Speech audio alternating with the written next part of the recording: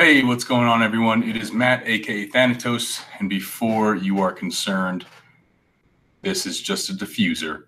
So nothing going up in smoke here with me today. It has been a little bit since I have been online or done any videos or recorded anything. I kind of took a little break for the holidays. I'm not too sure if today is going to be the cheeriest version of me. So I apologize beforehand if I'm not all smiles and good to go.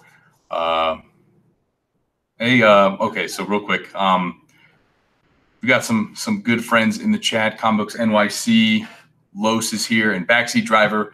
I need to text you. I know I have your stuff on Instagram. I have been bad at messaging people.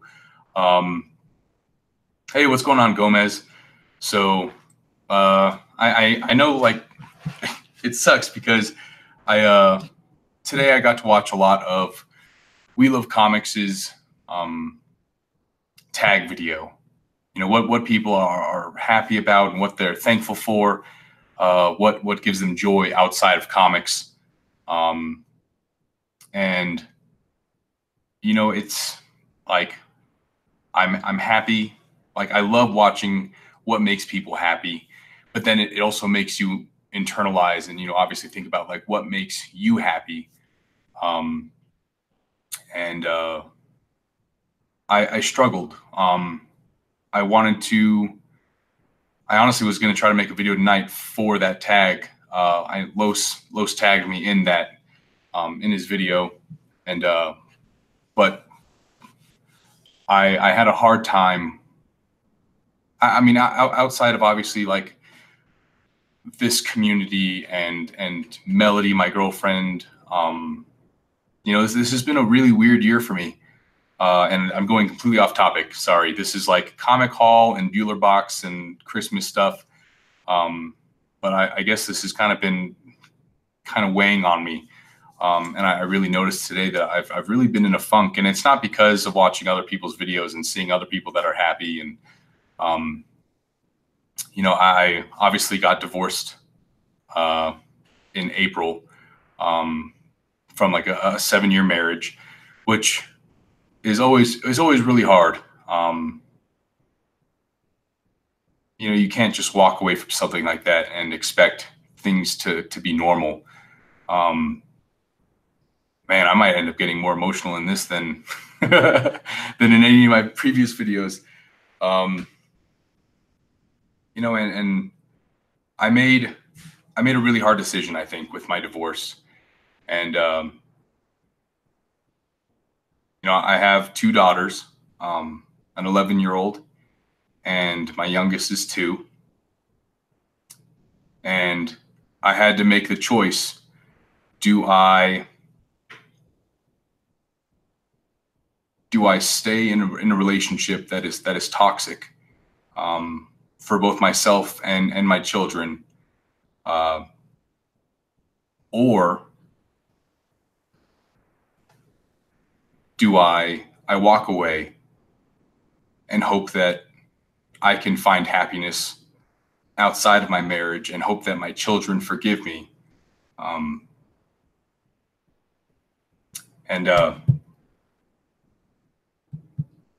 Yeah, I chose to walk away. I still see my kids. I saw them for Christmas, and I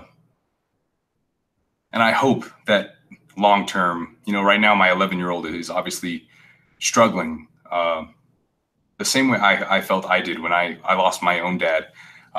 He left when I was 11, and I hope that in a few years she sees that I made the right choice. You know, that I didn't want her to see my relationship and think that was normal. So I hope that she forgives me someday. But anyway, so I've been struggling with all that. And Christmas was never really a good time for me to begin with. But obviously, like, seeing my kids on Christmas, they don't live too far. They live in Nebraska. So I've been trying to go about once a month to go see them.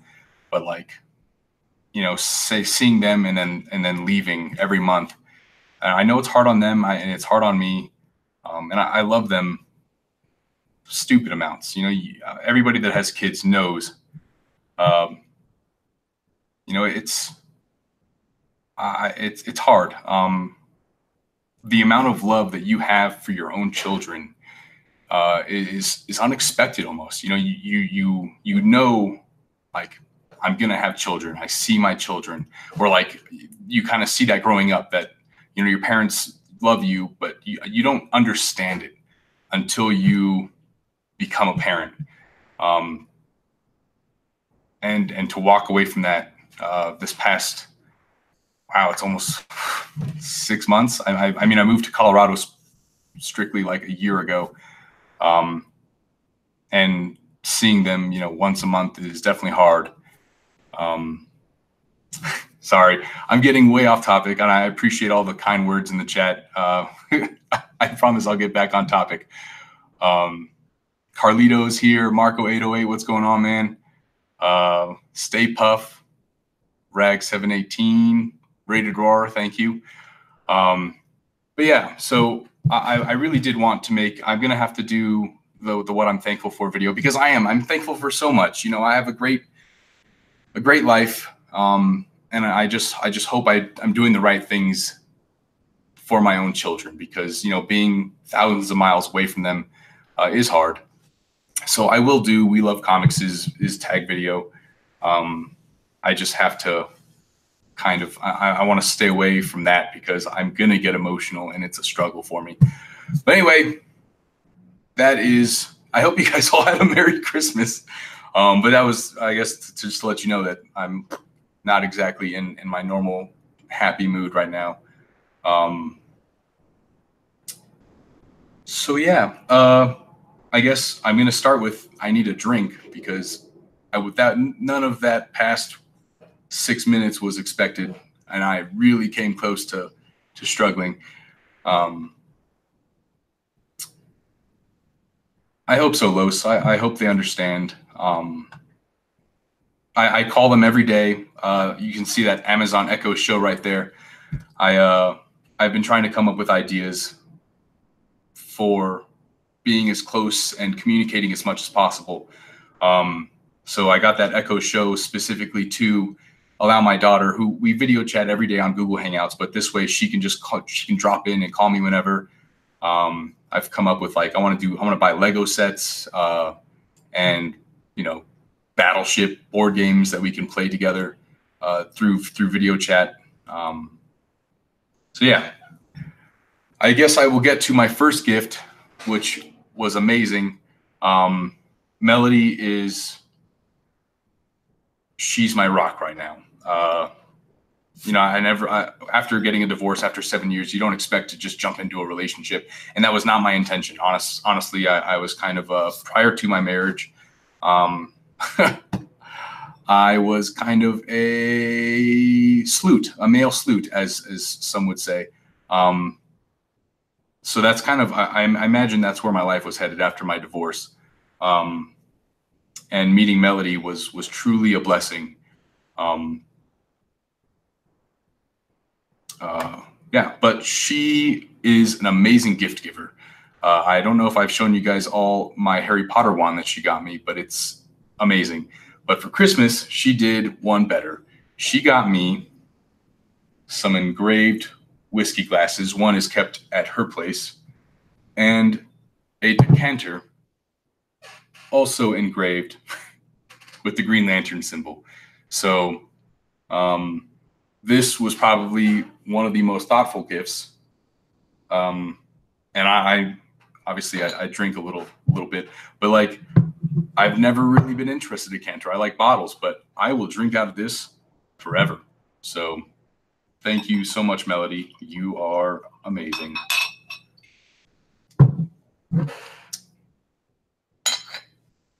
So cheers, Merry Christmas, Happy New Year. You need some absinthe in that bottle. Poor Man's Comics, you ever had absinthe? It's terrible. I think I chugged a bottle of that when I was in Germany with the military, and wanted to die. So not going to do that. What's up? Roman Curtis is in the house. Discovery Bay Comics, Comic Book Gallery. I'm sure I missed some people that have been talking and being very supportive for my super emotional talk up for that first 6 minutes. So I have some stuff that I'm going to show you guys today. Don't mind the mess in the back or the smoke. I got comics with Bueller's Bueller Box, which I'm going to open. And then I have some other stuff. Some stuff I'm not going to open. I'm pretty sure John's Comics with Kids sent me, that's also my address. I'm terrible at this. A box or a gift for myself and my 11-year-old. So I will get on the video chat with her sometime and open these so she can see them, and I'll drop them off next time I am back in Nebraska. But other than that, I have a box. I think I took this out of a bigger box. I'm not too sure what that is. I have another box that I got out of a bigger box. I don't know what that is. And then I got a box from Alec, White Whale Comics. So I am super pumped about that. Taxi driver, I will text you. I will be in Denver sometime on Saturday, but I will try to meet up with you, and we can hopefully go see, I don't know, maybe we'll go to a comic book shop together. TJ, you missed it. I spent 6 minutes being super emotional, and it was intense on my end. I actually, that might have been the first time I almost cried, and that would have been terrible. It's been a while, and but the struggle was definitely real. I'm trying to pretend like it didn't happen, but cheers. All right. And then I got the Bueller box, but I have some stuff that is already unopened. And if I wasn't emotional enough already, my own mother sent me a box that is intense. My daughter got me this for Christmas. It is a Harry Potter hollow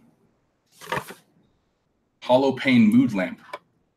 So with an enchanted following face. So I get to put this on my dresser or something, and Harry Potter apparently just stares at you wherever you go. So that's creepy.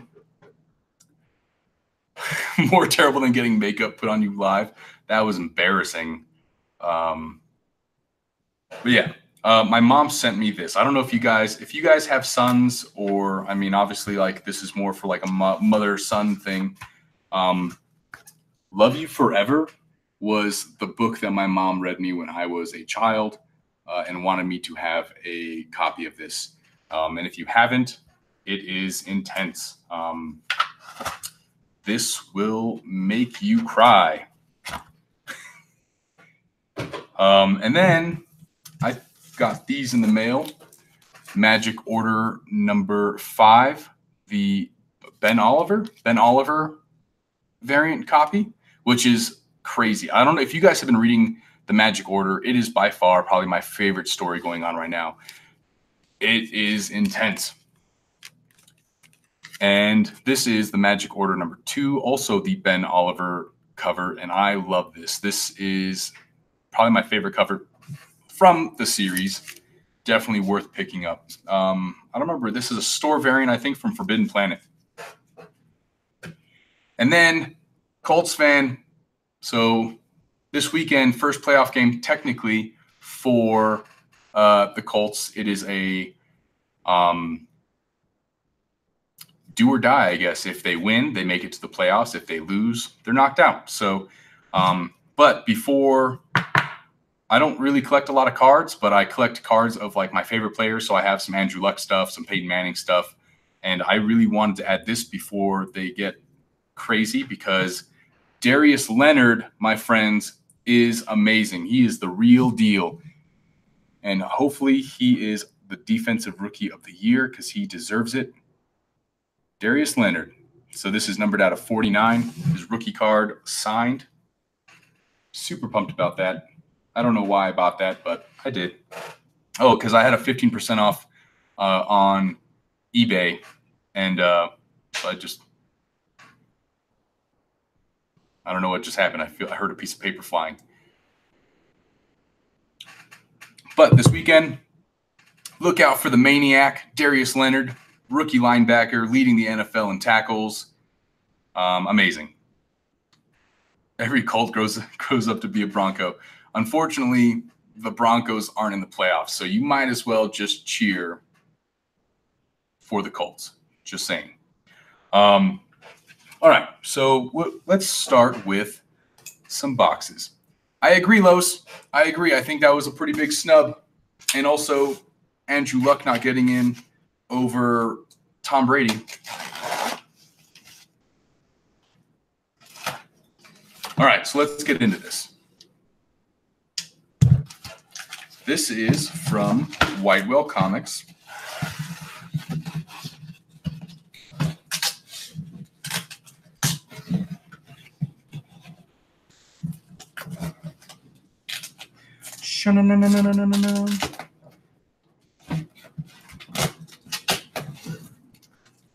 Oh, right. I forgot I talked about these. You were supposed to let me buy these, Alec. Dang it.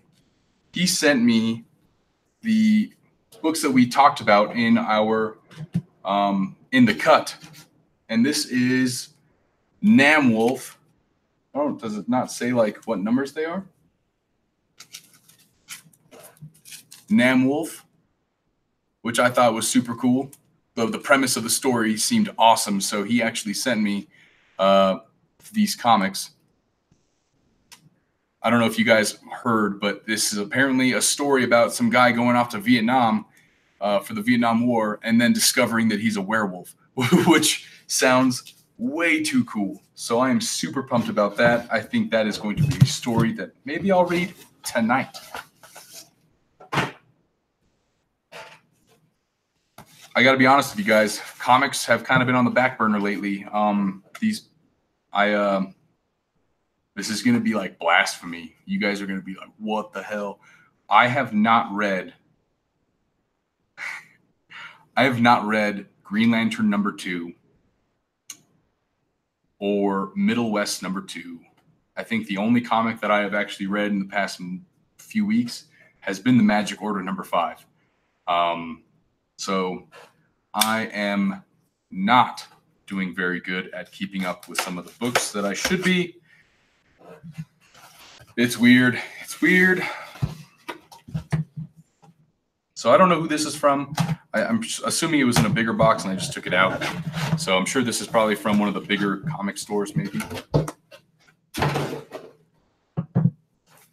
That's right, Comic Books NYC. You are in front of me in Green Lantern. It's not okay.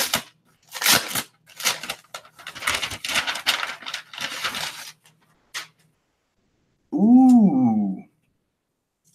I completely forgot I pre-ordered these. And they are sick.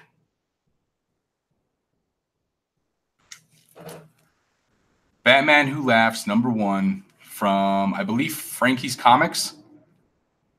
This is the Francesco Mattina variant. That light is right in the way. Very cool Francesco Mattina cover. I haven't read Green Lantern 2, but I've read Batman Who Laughs #1. I don't know really what's going on with my life. But yeah, there it is. So there's one. All right. Here we go.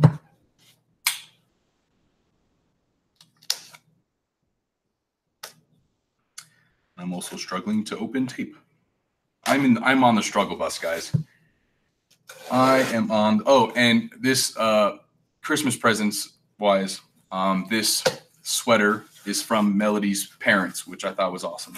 They also got me a really cool coffee mug. Very nice. Oh, this is super cool. I forgot I ordered this. So I got an email the other day while I was at work from Aspen Comics. And it said, which was really surprising when I read it, it said they had a whole bunch of Michael Turner autograph stuff available. And I'm like, Michael Turner, what? So I immediately clicked on the link. A bunch of the stuff apparently was sold out, or they only had one of, and I think that this was one of them because as soon as I bought it, it disappeared from, or it said sold out on the website. So TJ has sent me my first copy of, or my first signed Michael Turner book. So this will be my second, and I cannot wait to show you guys this.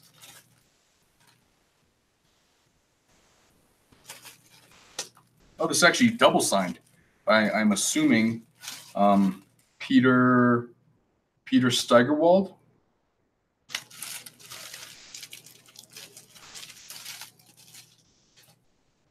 Ooh, that's super cool. And you got so they give you like a little Fathom thing, of course. And they give you a holiday print, holiday 2018 mini print. And that is signed by, I'm assuming that looks like that's Peter Steigerwald's signature. But that is super nice. Bloop. And then this is really nice. Damn, I miss his artwork. And this comes with a certificate of authenticity. This is a trade paperback of Teen Titans. And it is signed up top by Michael Turner and Peter Steigerwald. But yeah, I had to pick this up. It was a little pricey, but I mean, it wasn't so pricey that I'm like, it's not worth it. It's Michael Turner and it's signed. Like unfortunately, he's no longer with us, and I want as much of his stuff as I possibly can get my hands on because I love him. But really though, look at this. Look at this Superboy forearm. That is big. You know, normally we don't focus on the forearms, but look at that forearm.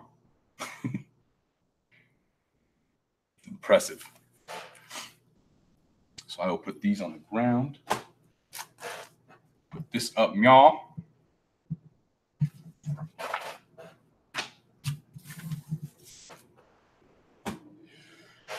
All right, I really need to get a new chair. It bugs me. Sorry, I honestly didn't even have a plan for this, so thanks all 28 of you guys for watching. Anybody, I'm sure there's other people in here that I haven't shouted out. I apologize.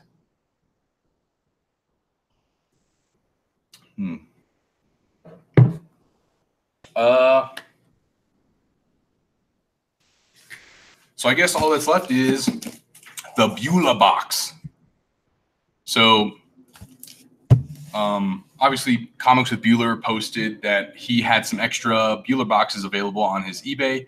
So I jumped at it. I figure it was like $13.99 shipped, which is crazy. And so I did it. I have no idea what's in here. I actually have not watched anyone else unbox these. I know there's a couple videos out, so I almost don't want to watch them because what if they got better books than me?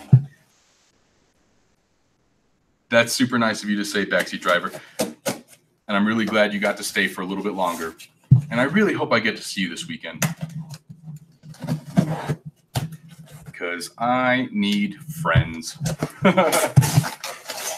So I live in Colorado Springs, but all my friends, my two Hawaii friends that I grew up with, live up in Denver or Aurora. And Melody lives in Aurora.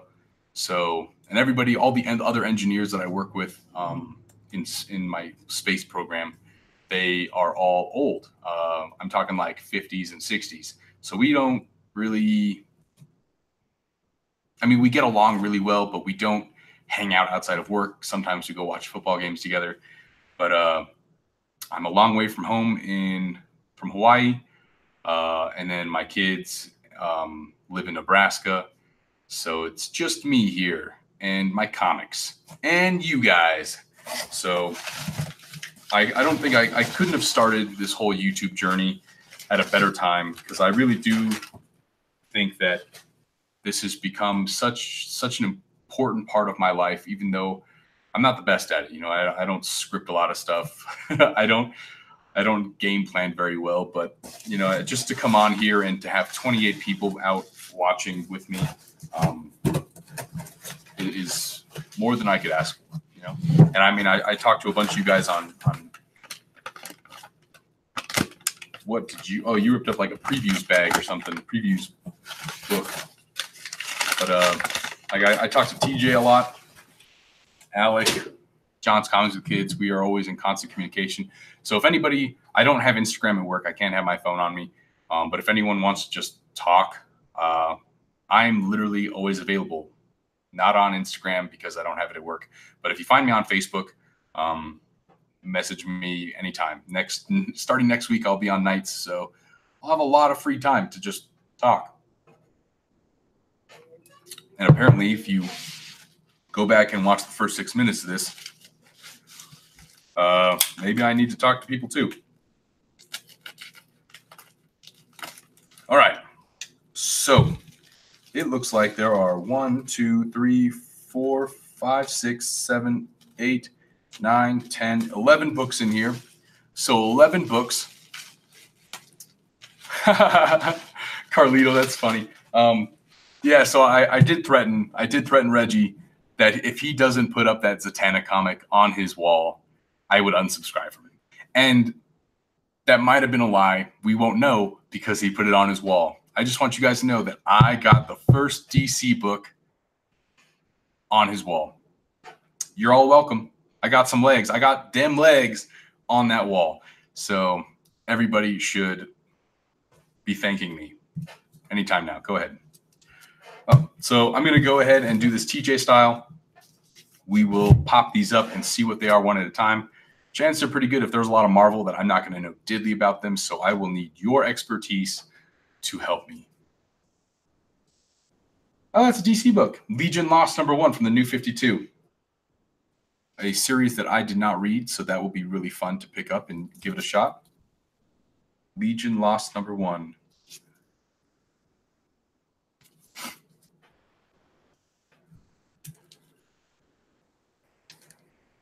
Michael Cray. Wildstorm Comics. I'm guessing there's 12 of these because it has 1 through 12 up here. But I have never heard of this.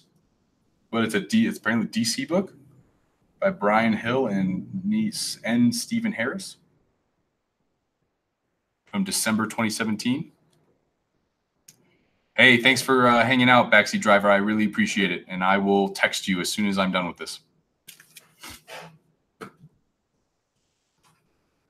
Ooh, dang. Some of that Alex Ross love. Justice #1.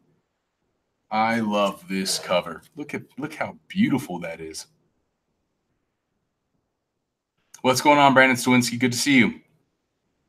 That is some mighty fine Alex Ross.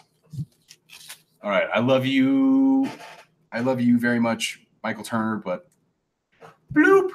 I'll put that up there for the people. Giant Justice League of America #142. Or is it just Justice League of America 142? A 20 center, 50 center. That's a 50, not a 20. I know how to read. Don't worry about that.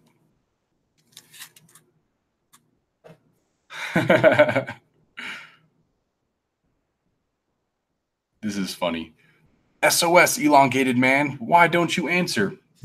Some of these covers, when there was so much going on, was so fantastic. I forgot who was talking about it, but how covers have drastically changed. It might have been Reggie talking about it. How there used to be so much going on, and now it's just very simplistic. Oop, this is going to go over here. Hey, what's going on, Ruben? So far, I feel like I'm doing pretty good for $13. The new Tales of the Teen Titans #58. It's kind of got a cool cyborg cover there. That Nightwing outfit, though, was bad. Let's be real here, guys. Nightwing did not look very good with that collar. I mean, I've got like a very similar collar, but this is that's his outfit was cringeworthy for a time.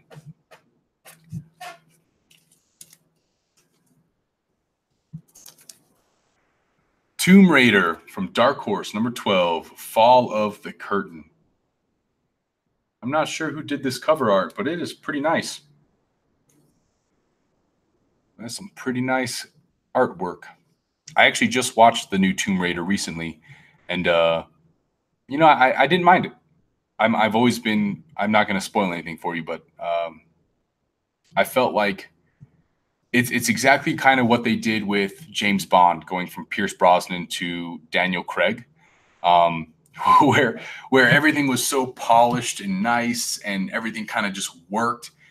And then they're like, Daniel Craig just gets his ass beat nonstop.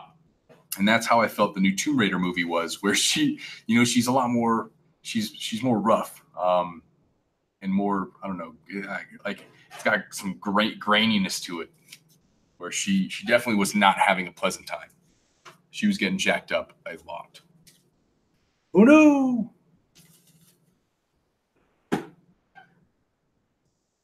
Still going, gentlemen. Daredevil number 205, Night of the Gale. That's a nice cover. Look at that bondage cover up in here, guys. Daredevil bondage cover. That's pretty cool. I don't know who that guy is in the background, but he's reaching. And what the hell is this? What is this purple thing?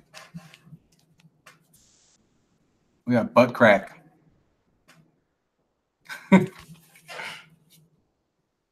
This might be, no, I think I have another Daredevil book. I don't have very many, but that's cool. That's cool. Some Deathlock. Hell yeah. Deathlock number 5. Doombusters. Guest starring the X-Men and the Fantastic Four and more.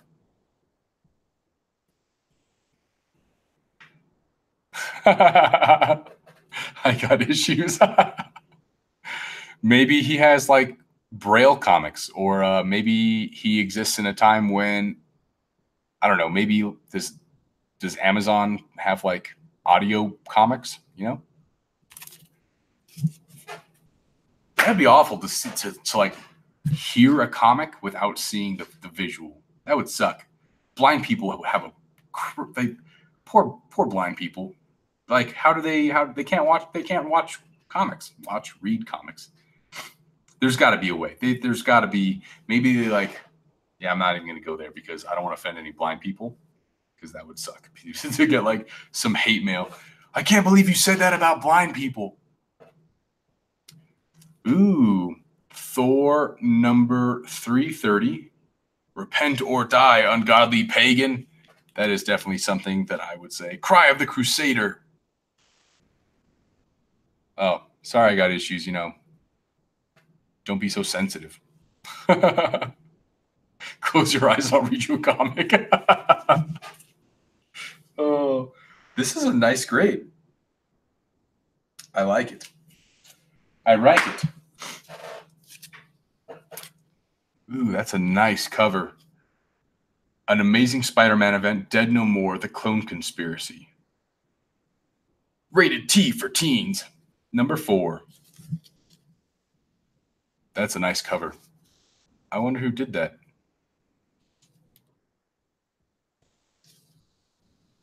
JC, I was born in Delato. Look at that. Thanks, Bueller. JC, I was born in Indiana, in Indianapolis, when my parents were on vacation, because that's where my like Irish side is from. And then my whole family, my wife, my Irish side of the family, most of them moved to Hawaii and live in Pearl City. And my Japanese side is all from Mililani. So I grew up in Mililani pretty much. Went to Mililani High School and all that. What? First Nebula, ladies and gentlemen. Dang, Bueller dropping some keys in here.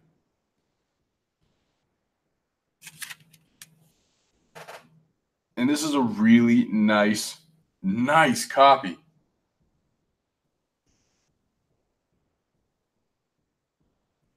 With a press, this would be in the 9.0s, ladies and gentlemen.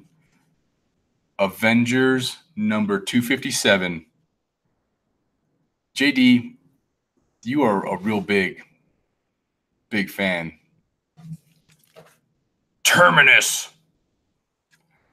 What's going on, White Whale Comics? I actually just talked about you because, and I messaged you earlier because I didn't realize that I had your box in my apartment this whole time. Yeah, that's awesome. So, I mean, this by itself makes the Bueller box worth it and then some. That is super cool. Thanks, Bueller. I don't know if I told him who I was in my eBay purchase. But I mean, if has anyone seen other people open these boxes? Like, do they all get like a key issue? Because this is super nice. I mean, I got some Alex Ross.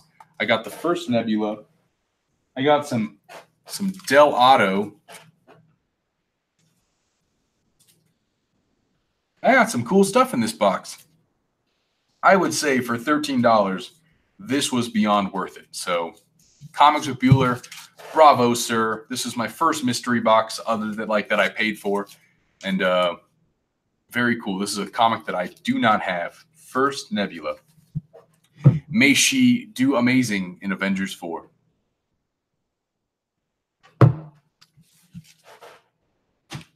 All right, I got to be honest, guys. That's actually all I got. So let's run this back through with a little bit extra whiskey. Decanter, courtesy of Melody. Thank you, Melody, for my decanter. I've decided I can never break up with her because then I'll never be able to drink out of this again. I'll look at it and get sad or something. I don't know. And the Green Lantern glass. Whew. Wow, I wasn't expecting that one.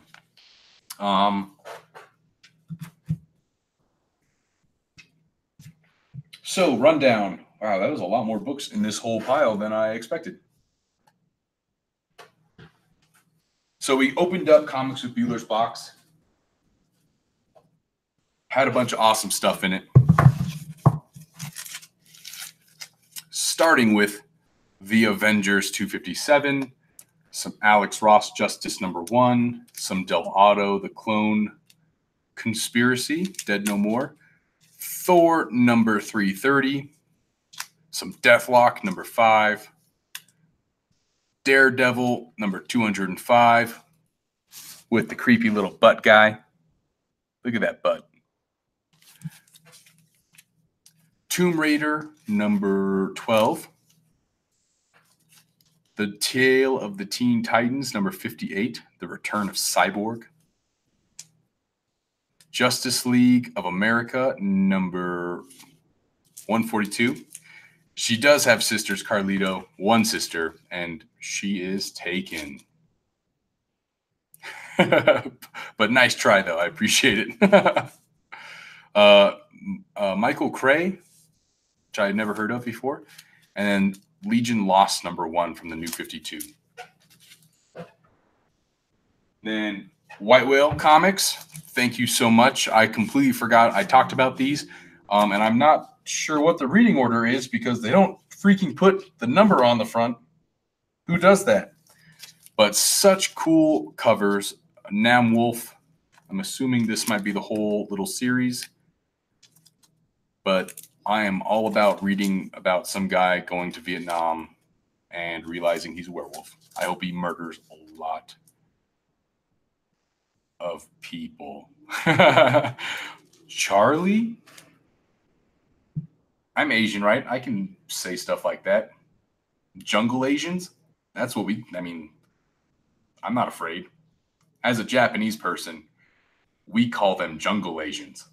I think who's that? Who's that comedian that says it really great? Something Wong.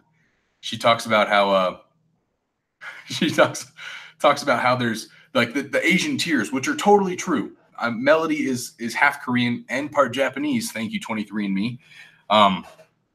We definitely have like a hierarchy, and we tier the crap out of each other. So in my mind, as a Japanese person, Japanese, Korean, Chinese, miscellaneous, all all the rest of them. So Ali Wong, that's right. Thank you, Bake the Snake. Ali Wong says that like there's the Asians that host Olympics, which are, you know, where the air is crisp, and then the Asians that host diseases, which is the jungle Asians, which are, I don't know. I mean, you can probably count the Vietnamese, the I don't know, the Thai, that kind of stuff, which is kind of jacked up because I know, but that's just how we are. So it's nice to be in a relationship with an Asian person because, like Ali Wan said, it is nice to be racist together. Japanese Koreans are not friends. Her parents must have been really mad at their parents. Well, okay, so the unfortunate thing about a lot of Koreans is the fact that back in the day, the Japanese were not the nicest people. What about Indians? Yeah, from India, jungle Asians. But yeah, jungle Asians. India's pretty built up city. I don't know. I'd put them like I'm talking about like the Eastern Asia, right? I guess like India would almost be considered like southwest. But I mean, if you look at it from the map, Japan, Korea, China, and then like all the below. Yeah, so the Rising Sun definitely not exactly. We weren't very nice. We were really jacked up. And I'd almost compare like the Japanese people were the very last warrior race. So when you think of like the Spartans and all that stuff, like the Japanese were the very last of that type of people.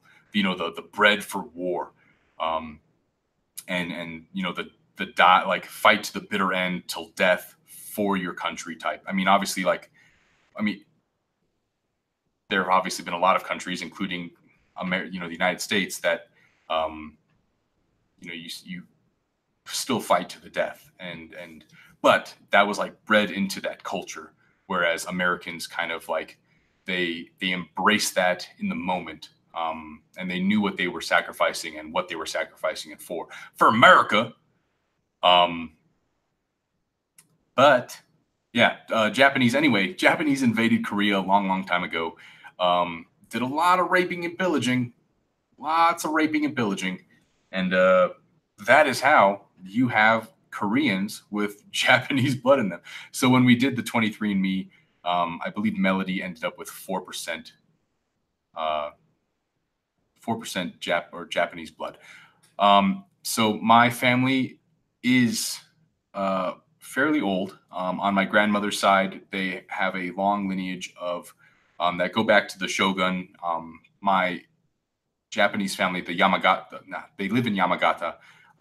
They're the Yonemotos, and they actually have in their cool, really nice house a bottom floor that has like all their like samurai gear. It's all kind of like a little museum of their past, which is super cool.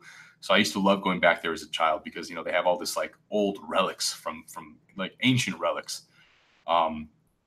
My Japanese side were actually, when they came to Hawaii, my grandfather ended up in Arizona at the internment camp there. And then he ended, so like, yeah, the majority of my Japanese family that was in the United States was interred in Arizona. And then my grandfather ended up joining the army later and fought in the Korean War. And I think he retired as a colonel. He actually has a building named after him in Japan, in Hawaii. He was, dang, I don't remember what they're called. I was in the Air Force and we called them OSI. I guess the Navy has their version. It's kind of like the military FBI type. CID, Criminal Investigation Department. So the CID building in Hawaii actually has, it's named after him, which is kind of cool. Totally off topic. This whole live stream has been off topic after off topic. So thank you so much for watching. Wow, that's really cool. I got issues. I'm interested. Does your family have my mom has a yearbook from her parents. They have the letter from George W. Bush apologizing for the whole internment camp thing. And I think that's a really cool thing to have. And then they have a yearbook. I think it was Camp Zama, which is where they were at, Camp Zama, which is the internment camp that they were at in Arizona. Carlito Classico, I mean, it's weird. The Last Samurai is kind of weird, but I don't mind. Anything that involves my heritage, movies that highlight that Japanese warrior race. I love it all. I have a full samurai tattoo on my back. My whole sleeve, obviously, you guys have seen that, is very Japanese. I am American through and through. I bleed the red, white, and blue, but I am very proud of my Japanese heritage. The apology letter was definitely a little too late. I mean, it's never too late to apologize. And, there are some people that have never gotten an apology letter. So the fact that George Bush did apologize and sent a letter to every family that had been put in an internment camp was a nice gesture by the United States. And obviously, it was a time of war. In a time of war, you do crazy things. For example, you nuke entire cities. But I mean, it's all ethics. Was it right? Was it wrong? I mean, you can argue it all day long. The internment camp stuff is obviously puts a sour taste in people's mouth. But when it comes to ending the war, the atomic bombs, I think, were a necessity. Maybe not a necessity, but as opposed to the potential of us invading Japan and the number of millions and millions of people that probably would have died from something like that. It's like sacrifice the few to save the many, which is, not always the right way to look at it. But in a time of war, they made the choice, so can't go back now. Wow, this is getting really off topic, but I'm enjoying it. I haven't been live in a while. My last live show was probably with JD on the debate a week ago. So if I know, so going back to Christmas, I know let's go into even wilder stuff. Thank you guys, everyone who messaged me and wished me a Merry Christmas. Thank you guys so much. Like I said, I don't have many friends here in Colorado. The ones I do have are typically an hour away. That's a great idea for a show, Carlito. I might have to do that. I do not have any World War II weapons here. My mom has. My first job was actually at the Arizona Memorial, so my mom gifted me. She was the assistant historian there for a while.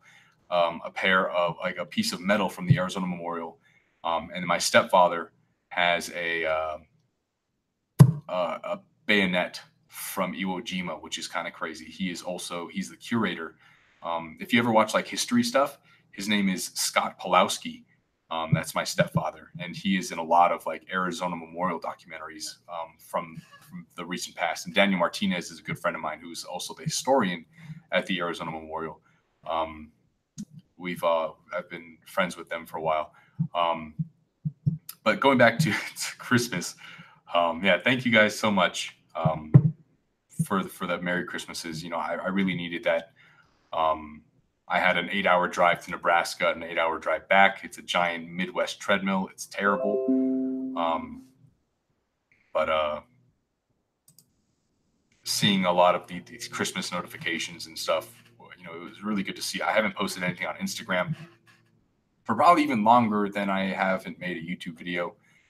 And I definitely struggled when I got back on Tuesday. I drove back on Christmas Day, and we opened all of our presents with my kids on Christmas Eve, which was really nice. It's crazy seeing people grow up and stuff. My kids grew up specifically, but obviously that's also very hard for me. So thank you guys so much for being my family here in Colorado, even though you guys are so far apart. A lot of you guys are on the East Coast, a lot of you guys are on the West Coast. And the fact that you guys always just are I mean, I didn't advertise this at all. I literally made the event 5 minutes prior.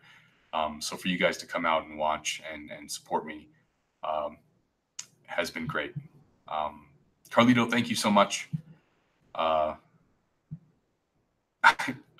It's honestly, it's not easier to do live videos because you can't make any changes or adjustments. It's all kind of just happens naturally. But I do enjoy it. I love reading. I keep the video camera up, and then I keep the video up so I can see the chat. And you guys are all awesome.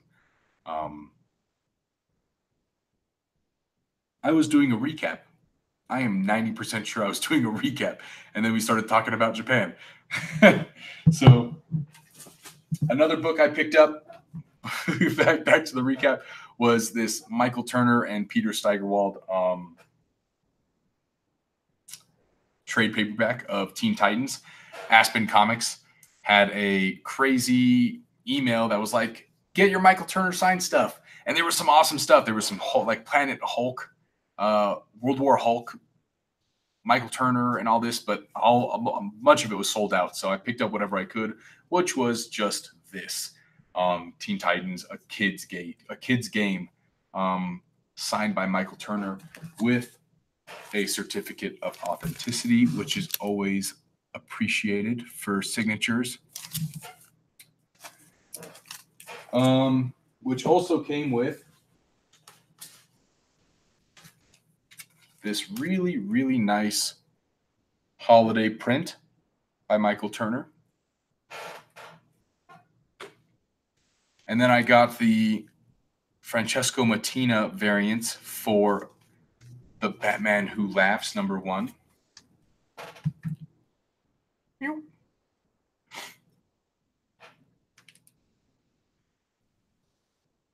I really appreciate that, Gray Matter Hulk. That's nice. I have other stuff to send out to people. I spent like 4 hours wrapping gifts before I left for Nebraska. And I think most of those got to people, which is cool.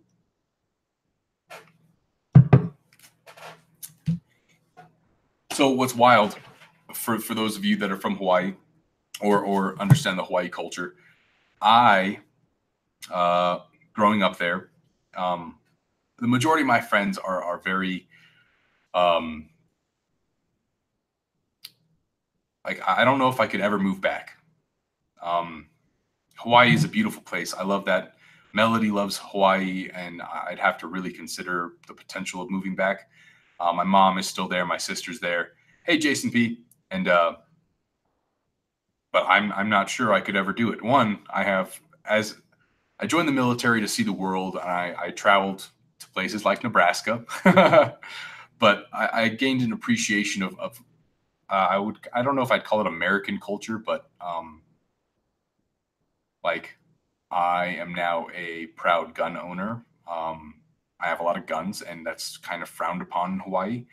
And maybe frowned upon by some of you guys. I don't know. But I spent, 12 years in the military. I'm a very proficient shooter, and I enjoy it as a hobby outside of comics. And obviously that's a very controversial topic, so maybe we'll avoid that. But Hawaii in general is super expensive, and I don't know, the idea of being stuck on an island does make it kind of hard. But if I did go back, the Big Island is the island to go back to, despite the volcano issue. Um, you get, at least you get warning. It's like, oh my God, the volcano is going to explode, but really slowly, and you'll have like 2 weeks notice to evacuate your home as it like trickles down the mountain to burn your house down. Um, but like the land is a lot cheaper there. It's cheaper to live in Hawaii if you live on the Big Island. Plus, it's bigger, so you have like a 4 hour trip from island to from side to side from Kona, which is more like the Waikiki, the party lifestyle, and all that. And then Hilo, which is super chilled out. Like everybody is smoking dope and just relaxed and drinking. Like it's all local, fresh markets. I don't know. Hilo has a very slowed down feel to it, which is awesome. Um, and Oh, and I mean, they have the volcano on the Hilo side and Mauna Kea. If you ever go to Mauna Kea, the observatories there are amazing. It's where you get up on the mountain. It's the tallest mountain from below sea level to the top, um, and you can see the whole Milky Way. There's no light pollution. It's just beautiful. It's crazy. So if you ever get the chance, um, the Big Island is amazing for a little bit of everything that Hawaii has to offer. Oahu, which is where I grew up, also known as the Gathering Place. That's what Oahu stands for. Um, is definitely more populated, a lot more traffic. That's where the North Shore is, Waikiki, Honolulu. But it's definitely, you get to see what Hawaii wants you to see. Whereas that you definitely, there's a lot of poverty and homeless and overall like the quality of life on Oahu is just not that great. So if you do visit and you want just the tourist stuff, Oahu, go to Waikiki, hang out on the fake beaches and go visit the North Shore and stuff. And Pearl Harbor for sure is always an amazing place to go. Do not do not forget that Pearl Harbor is a graveyard. As a person that worked there as a teenager in high school, you would be crazy surprised how many people go to Pearl Harbor, the USS Arizona Memorial, and they are, I don't know, acting obnoxious, drunk, wearing, I don't know. It is a graveyard. You are going there to respect the fallen from World War II and the attack on Pearl Harbor. Um,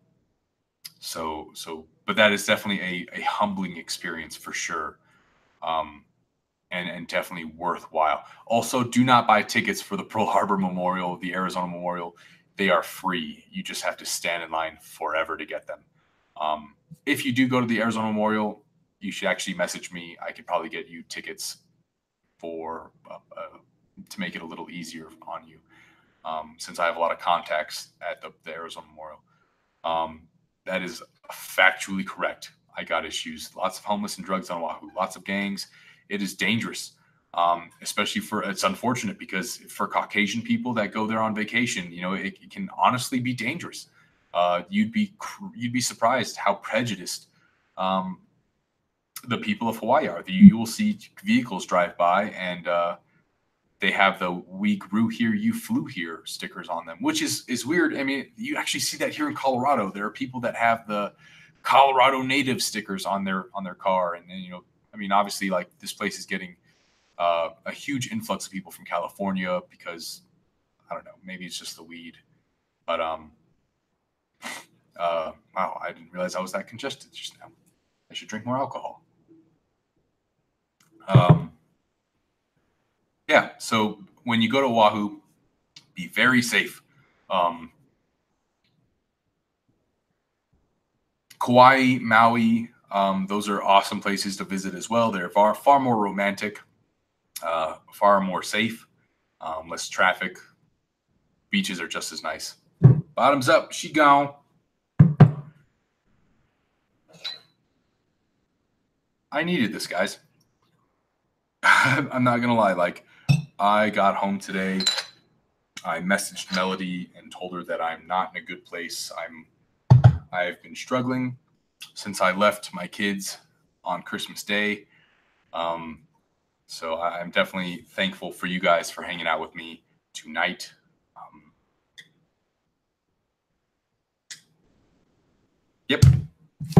last two books on my recap are the Magic Order number 5. Ben Oliver is amazing. If go and just look at his artwork on his Instagram, Ben Oliver is it's crazy just how good he is. So this is Magic Order number 5. If you are not reading the Magic Order, go and pick up every single issue. There's only 5 out right now. It is fantastic. Mark Miller, not Oliver, Ben Oliver. Mark Miller is killing it. And this is Magic Order number 2, the Ben Oliver cover. So good. So good.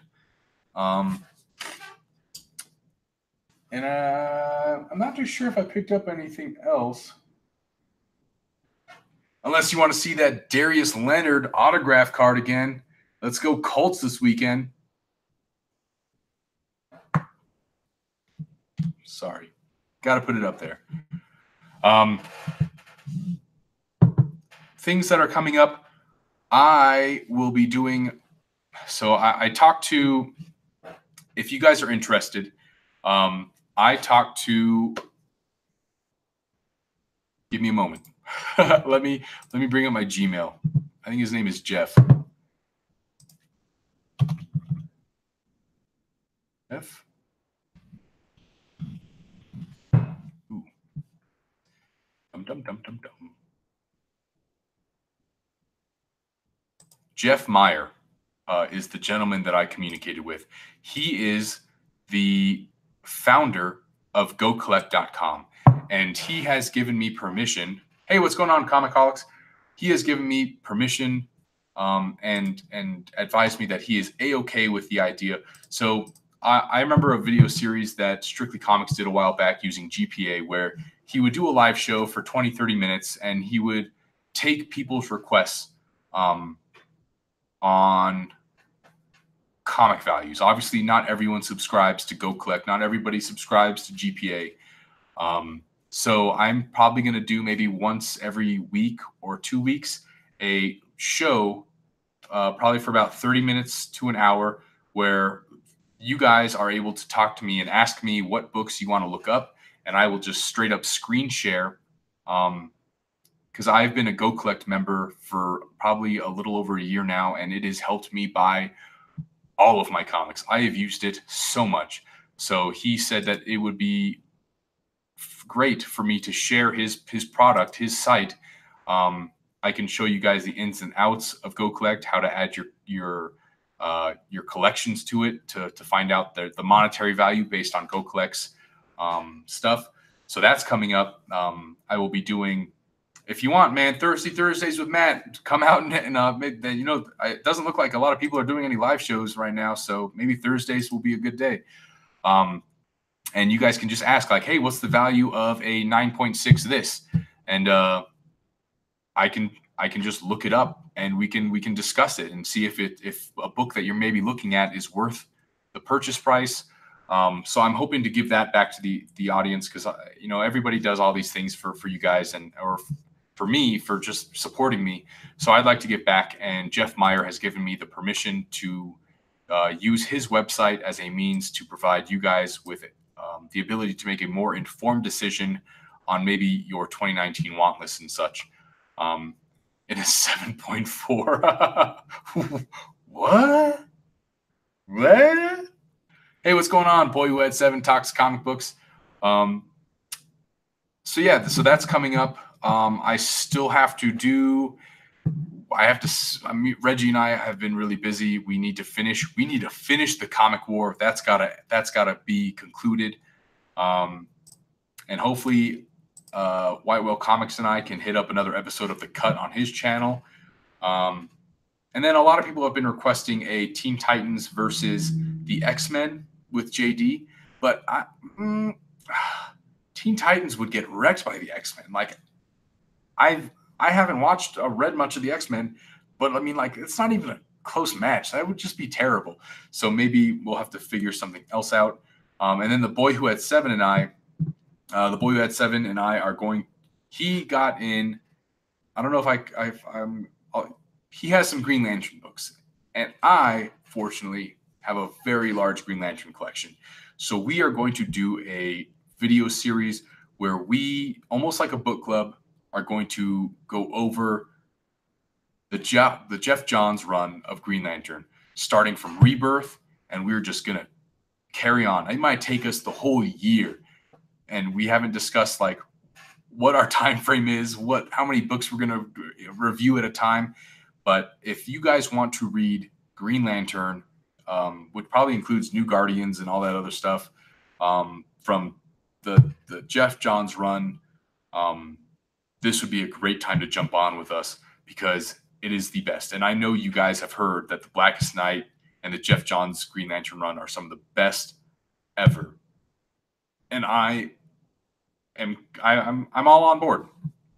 So the Boy Who Had Seven and I are going to do that. Ooh, Legion of Doom versus Sinister Six would be good. I like the villain idea. That's actually kind of cool. Mostly because Sinestro's in the Legion of Doom, which means they're going to win. But yeah, again, so that's what I got coming up. I got the GoCollect stuff. I have the Green Lantern stuff, Comic War. I have to do a bunch of tag videos. Los tagged me in the We Love Comics tag video. And if you go back and watch the first, oh yeah, TJ Watson is getting a crazy haul coming in. And we're going to do that on my channel because I don't know why. Why are we doing that on my channel? That should be on your channel. He probably just wants to see my face as I freak out over all the comics he gets.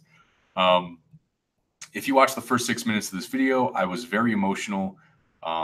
I wasn't actually sure if I was going to go on tonight.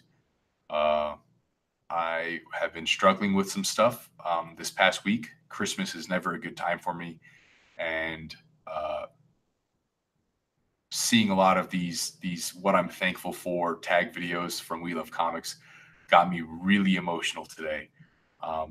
So I have never been so close to crying on a YouTube show. So if you want to see me get real deep real quick, watch the first 6 minutes of this video. And yeah, I'm past an hour, guys. I love you all. I hope you had a great Christmas. I hope for those of you that got little gifts from me, you know, I thank you for opening them on, I don't know, for saying thank you, and for everybody that messaged me on Instagram. I needed it and I appreciate it. You guys are my family here, and I love every one of you, and I enjoy every minute spending time with you guys. So I will try to be on. I might take that Thursday into consideration. I'm gonna go back to mids next week, which sucks, but I don't know if I'm working Thursday. I'm not. I am off Thursday. So let's do it. Next week, Thursday, I will do the GoCollect video, the live show. So if you guys want to write down books that you want to know about the values for, if you're interested in books on eBay right now and want to see how they compare, what the current market value is for a lot of these books, GoCollect is a great resource. It's not a sponsored video. I still pay for the subscription because I use it. So I will let Jeff know that next Thursday is the day, and he has given me the A-OK to use his website to help you guys all out. Joining you guys for New Year's Eve. New Year's Eve, I will actually be working that night, and then this weekend I will be spending in Denver. I'm hopefully going to meet up with Backseat Driver 5280. He's in town for the holidays, so that hopefully I get to meet up with him. Maybe I'll shoot some video with him at Mile High or something. But 2019 is going to be awesome, guys. I see how 2018 went and how many amazing people I met, and the budding relationships, and I cannot wait to see what 2019 has in store for all of us. We have some amazing comics coming up, some amazing people to meet. I can't imagine that we're going to see new YouTubers show up, and we're going to support them and help them along in their journey. So make sure you guys are all subbing each other up. I know most of you guys in the chat are all familiar with each other. But I mean, today I looked at Los. Los has 35 subscribers. What is that? That's not even possible. You know, I know a lot of his videos are contest entries, but that's not acceptable. We support each other.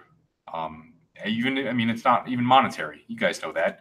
Most of us are all under 1,000 subscribers. We're here to support each other and to make this hobby more fun. So 2019 is going to be amazing. And I'm excited to have all of you guys along with me. Comic Book Gallery is 10 subs away from 100. Let's go. Let's go. Let's get Comic Book Gallery to 100. There's too many amazing people out there that deserve the subscribers. You know, I think I'm almost at 700, and I'm thankful for every one of you. And everyone should be. We should all be at 1,000 plus because we are all supporting each other. And then you get to start making like $1 every time you make like 5 videos. I don't actually know how the monetary thing goes. I don't care. So look at that, 87, Gorilla Todd.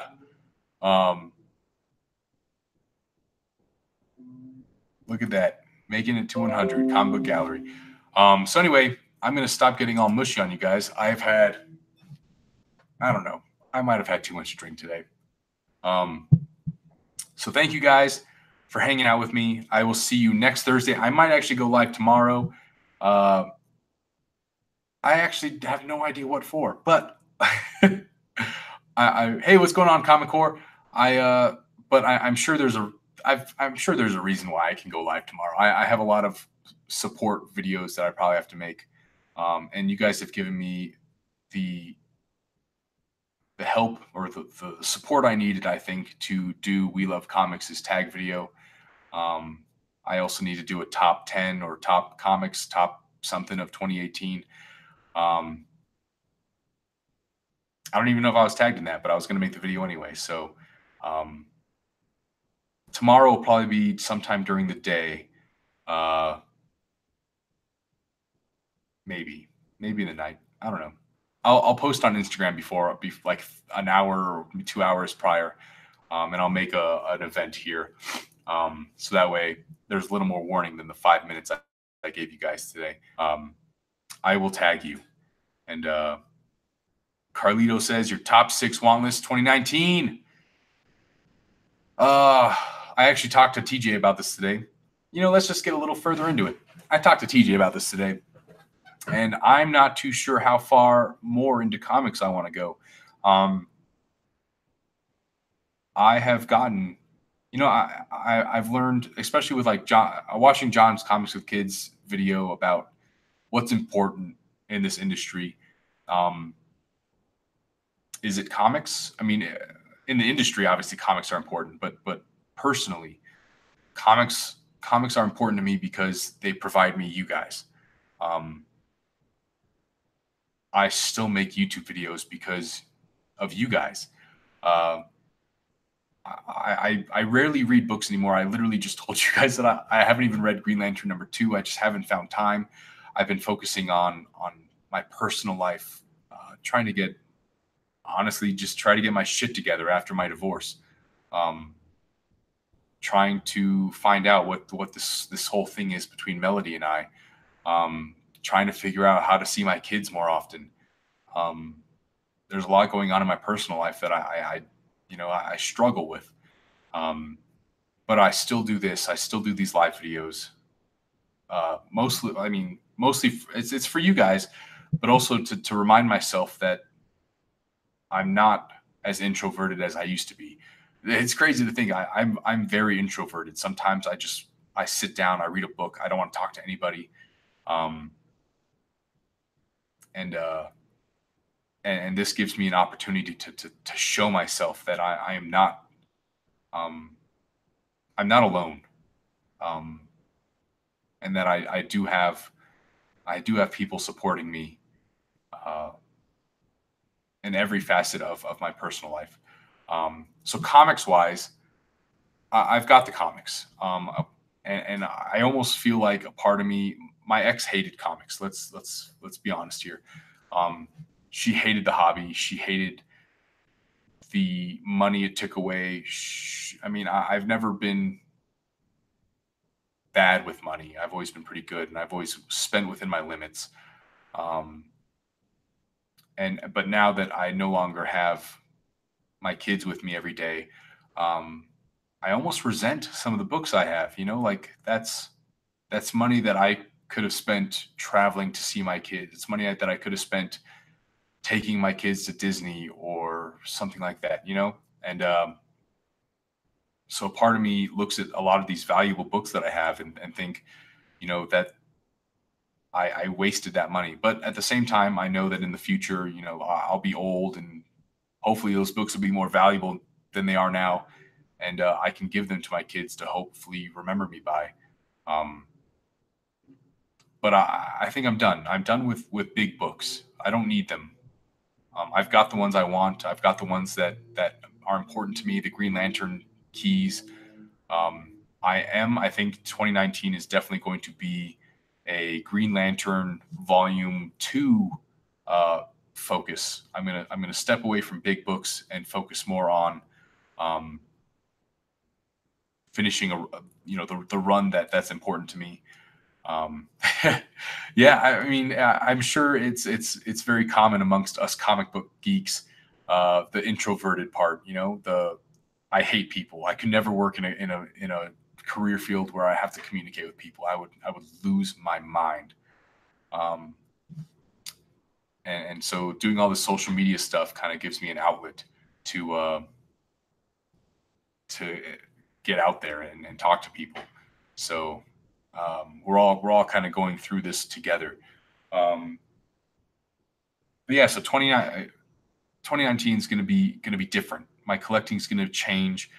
Um, my YouTube videos, my Instagram, they're going to change. I want to focus less on comics and more on experiences. I want to get out there and 7 years in a marriage where I didn't get to do the things that I wanted because reasons. I feel like a lot of my 20s, um, I missed out on. I mean, I didn't miss out on. I had my children, like obviously my little one is only 2 years old. So, um, but I feel like a lot of life experiences that I wanted for myself didn't happen. Um, so I'm playing catch up right now. Um, Gorilla Grodd says, my wife driven about me buying comics, and listen to her. Comics aren't everything. The comics are going to be there, whether it's a modern comic or it's a comic Silver Age comic. If a movie gets announced, the comic's going to go up in value. But 5 years from now, that comic might go down. Like you're always going to have the opportunity to buy comics. You're not always going to have the opportunity to spend that time with your loved ones. I love comics as much as the next guy. The stories, the heroism.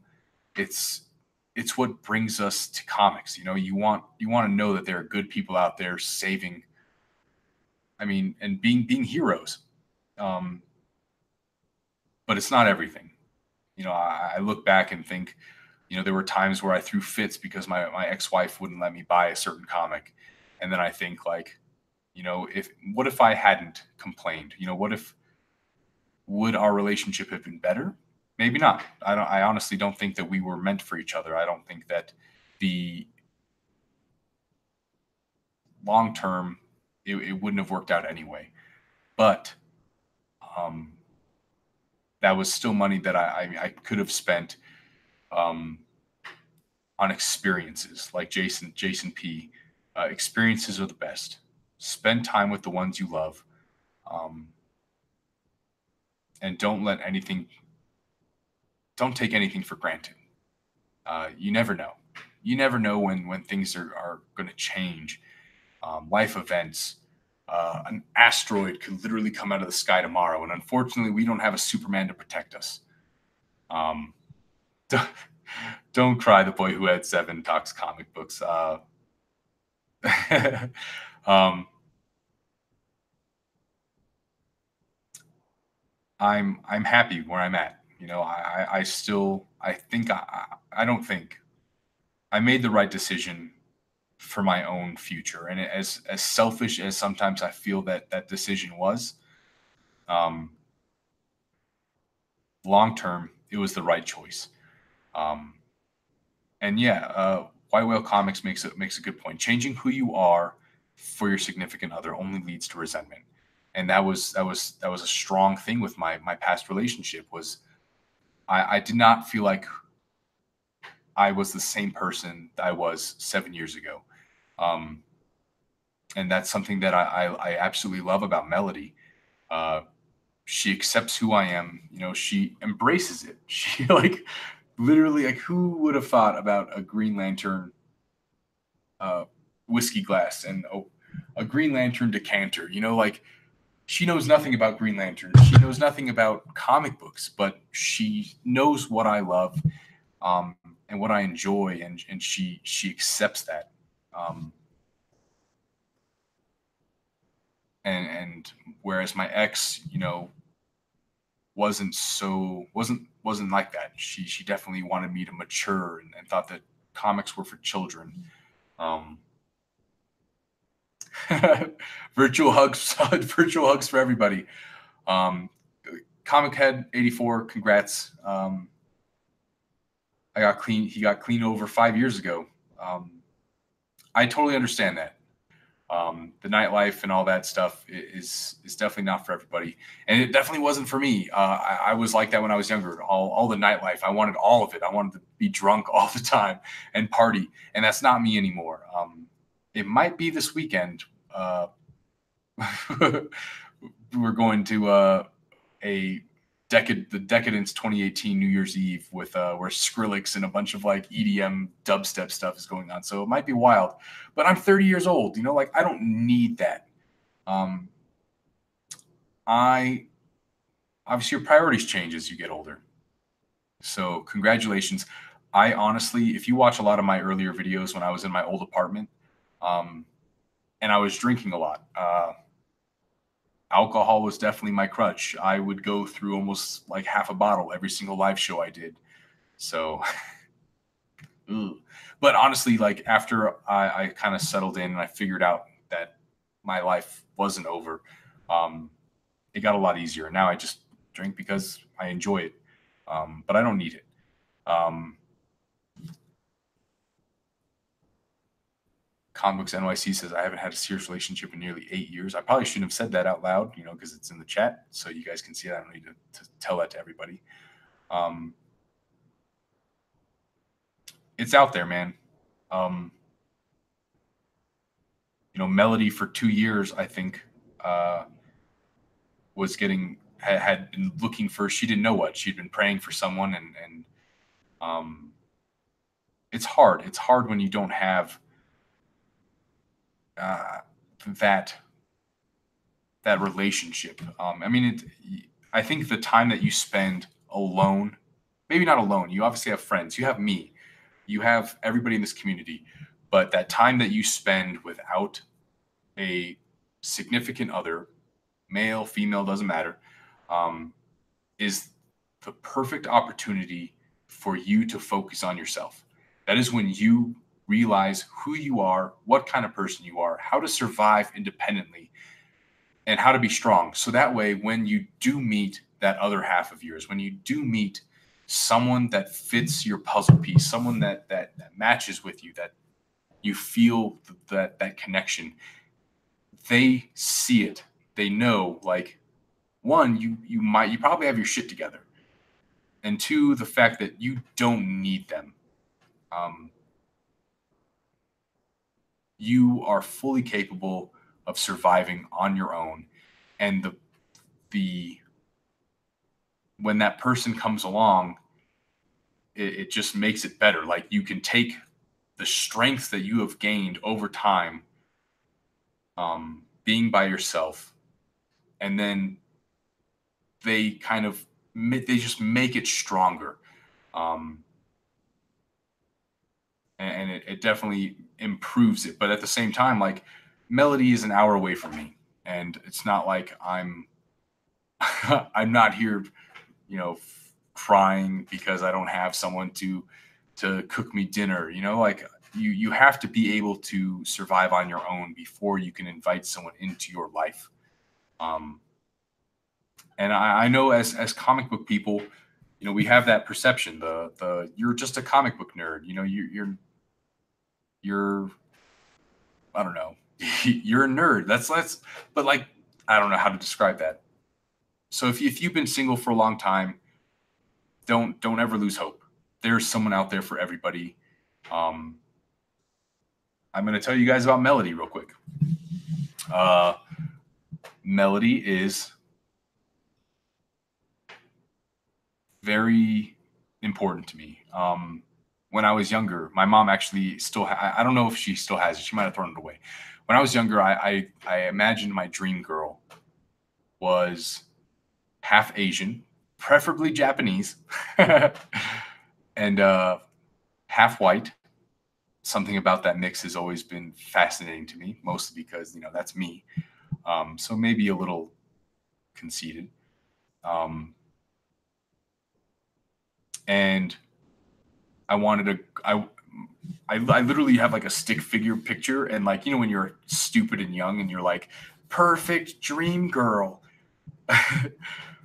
half Asian, half white, red, red hair. So in this little picture stick figure thing that I drew a girl with red hair. And that's a unicorn. You don't see that. And that's why when I met Melody, I was immediately like, what the hell? You're not real. You're a unicorn. This can't be.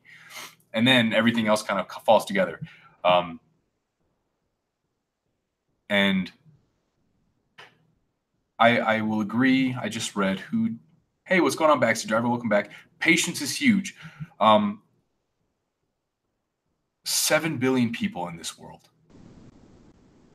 There's not just one person for everybody. And I mean, there might be, if you believe in soulmates, if you believe in love at first sight,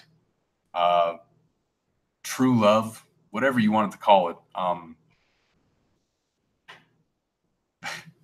making you thirsty. They're out there. And you can get rejected a million times. But they're out there. I mean, patience is definitely the most difficult part about it. You'll find your comic book nerd girl. You'll find your other half. You'll find someone that appreciates you for who you are. You got to be patient, and you got to. I mean, whether you believe in luck or fate, it just takes that one time, Backseat Driver, just that one time. When I was in my prior marriage, for years I thought it was wrong. Something was so wrong. And I also thought that when it was over, it was going to be impossible. Who's gonna fall for a guy with 2 kids and divorced and 30 years old? Like, didn't seem like I'm not the logical choice for someone to be with. But I made. It's also kind of weird. You got to make yourself marketable at the same time. You can't just sit around and eat potato chips and play video games and think that your job would. I mean, if I don't know, it doesn't matter what your job is, but definitely while you're single, make yourself marketable for women, for men, for whatever you're interested in. Go to the gym, improve yourself, go get some certs, go finish your degree, go, I don't know, whatever you dreamed of. While you are single, that is the time to do it. And then you'll meet someone and they will see the dedication that you have applied to yourself and appreciate who you are, and your hobbies just come along with it. I mean, at least you hope so. I'm getting really preachy and weird. Man, this is getting weird, guys. But somehow I have more people watching me now than I did an hour ago. I don't understand. Yeah, huge world out there. If you can't find someone to love you in the United States, move. I mean, China literally has 1 point something billion people. One of those people is going to love the crap out of you. You are perfect as you are, Carlito. You are perfect. But that never means that you are beneath improvement. Never. Whether that means you get a nice t-shirt or I don't know, whatever this super nice Christmas sweater. You're never beneath improving yourself. Like, you want to learn a second language? Go learn a second language. There's so much out there that you can. Do not get a fedora. Whatever you do, not a fedora. Go get yourself some nice jeans, some clean, plain t-shirts, some white t-shirts, some black t-shirts. Go get yourself some chukkas or some Chelsea boots. Go to the gym. You have the time. If you are single and you are wondering why people are not glancing your way, it could be anything. I mean, maybe it's probably just not the right person, because the right person will see you and they will know. Go get a fanny pack. I swear to God, I have a fanny pack and I will be wearing it this weekend. It is an American flag fanny pack. What's up, Comics Bueller? I opened your box today and you are amazing, sir. Comics Bueller, I have a question. Did you know that this box was for me? I mean, it didn't have any Green Lantern, so I'm assuming that it wasn't specifically for me. But, because, I mean, that was a pretty cool box.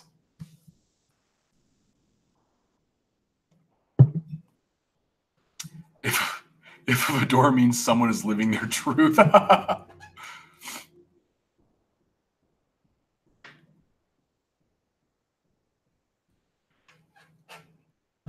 It's a mix of the wrong people and my career being difficult.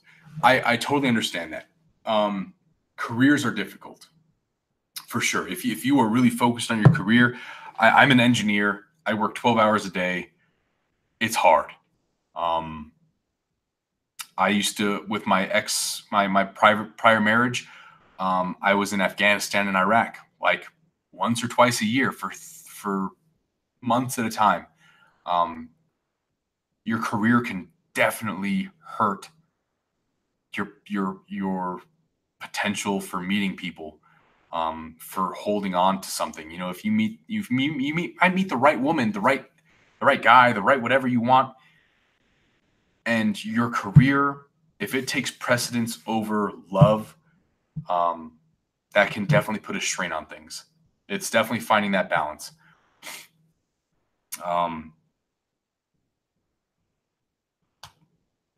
King of the Golden State, what's going on, man? Is that what people are saying, that I'm high as fuck, high as AF, spewing out relationship advice? I am not. I have been drinking whiskey for a little bit. And yeah, somehow this turned into something not comic related at all. Luckily, there's some comics here.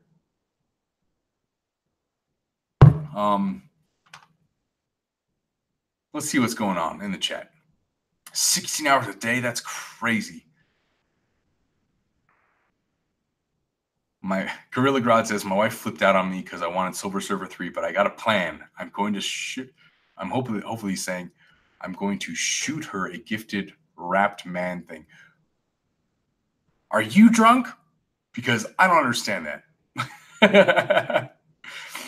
Backseat Driver has been dropping some wisdom in the chat, guys. Just because no one is perfect doesn't mean anything is wrong with you. Just because nothing is wrong with you doesn't mean you can always improve yourself, but it should be for yourself. I'm like, look at that. I'm over here with some congestion. I absolutely agree, Backseat Driver. It doesn't matter. Like, you should never improve yourself to meet someone. That should not be the goal. You should not be trying to do things in the hopes that it causes someone to be attracted to you. You should always improve yourself for you. Um, and never everything else will just fall into play.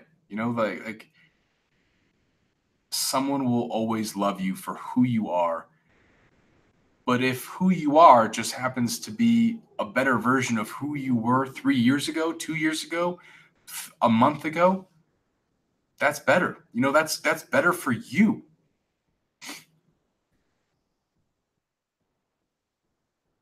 Big Will, I was hospitalized for 2 years and lost my job and money. It really set me back, but I'm getting better now. Um, everybody, you're gonna have setbacks. Everybody's gonna have setbacks. Everybody's gonna have trials and tribulations that you're gonna have to overcome. That there's life, as a wise wizard once said in Sword of Truth, nothing is ever easy. Nothing is ever easy. And but you grow. You're going to take those experiences. You're going to take losing your job and being hospitalized, and that's going to make you stronger and and you're going to be better for it. So take that as a learning experience. Don't look at it as a negative, and definitely make it a positive for yourself. That, are you ever going to be lower than you were at that time? Probably not. I mean, there's bottom, there's rock bottom, there's, I don't know, is there something below rock bottom? I mean, once you hit it, screw it. What do you have to lose? To live is to struggle is to survive. Man, I love. I came in here. I mean, it might be the whiskey. It's probably not the whiskey, but this has been fantastic. Omega Comics. I see a new type of YouTube channel coming: comics, whiskey, and life experiences the Thanatos way. If you want life experiences, TJ is your man. TJ needs to write a book about his life. It's crazy. For me, I mean, my life has been difficult. I grew up in abuse. Let's just talk about my life. Why not? I grew up in an abusive household. My dad was an alcoholic, which always made me fear alcohol. I was always very scared of it. Which is why Christmases are bad juju for me.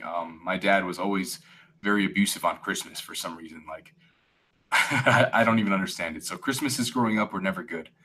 And then at age 11, my dad, by the way, was very rich. He was very well off. He owned his own air cargo company. And then at age 11, disappeared. He went off with his Korean mistress and took all of my family's. We actually owned at the time, I think, 2 houses in Hawaii.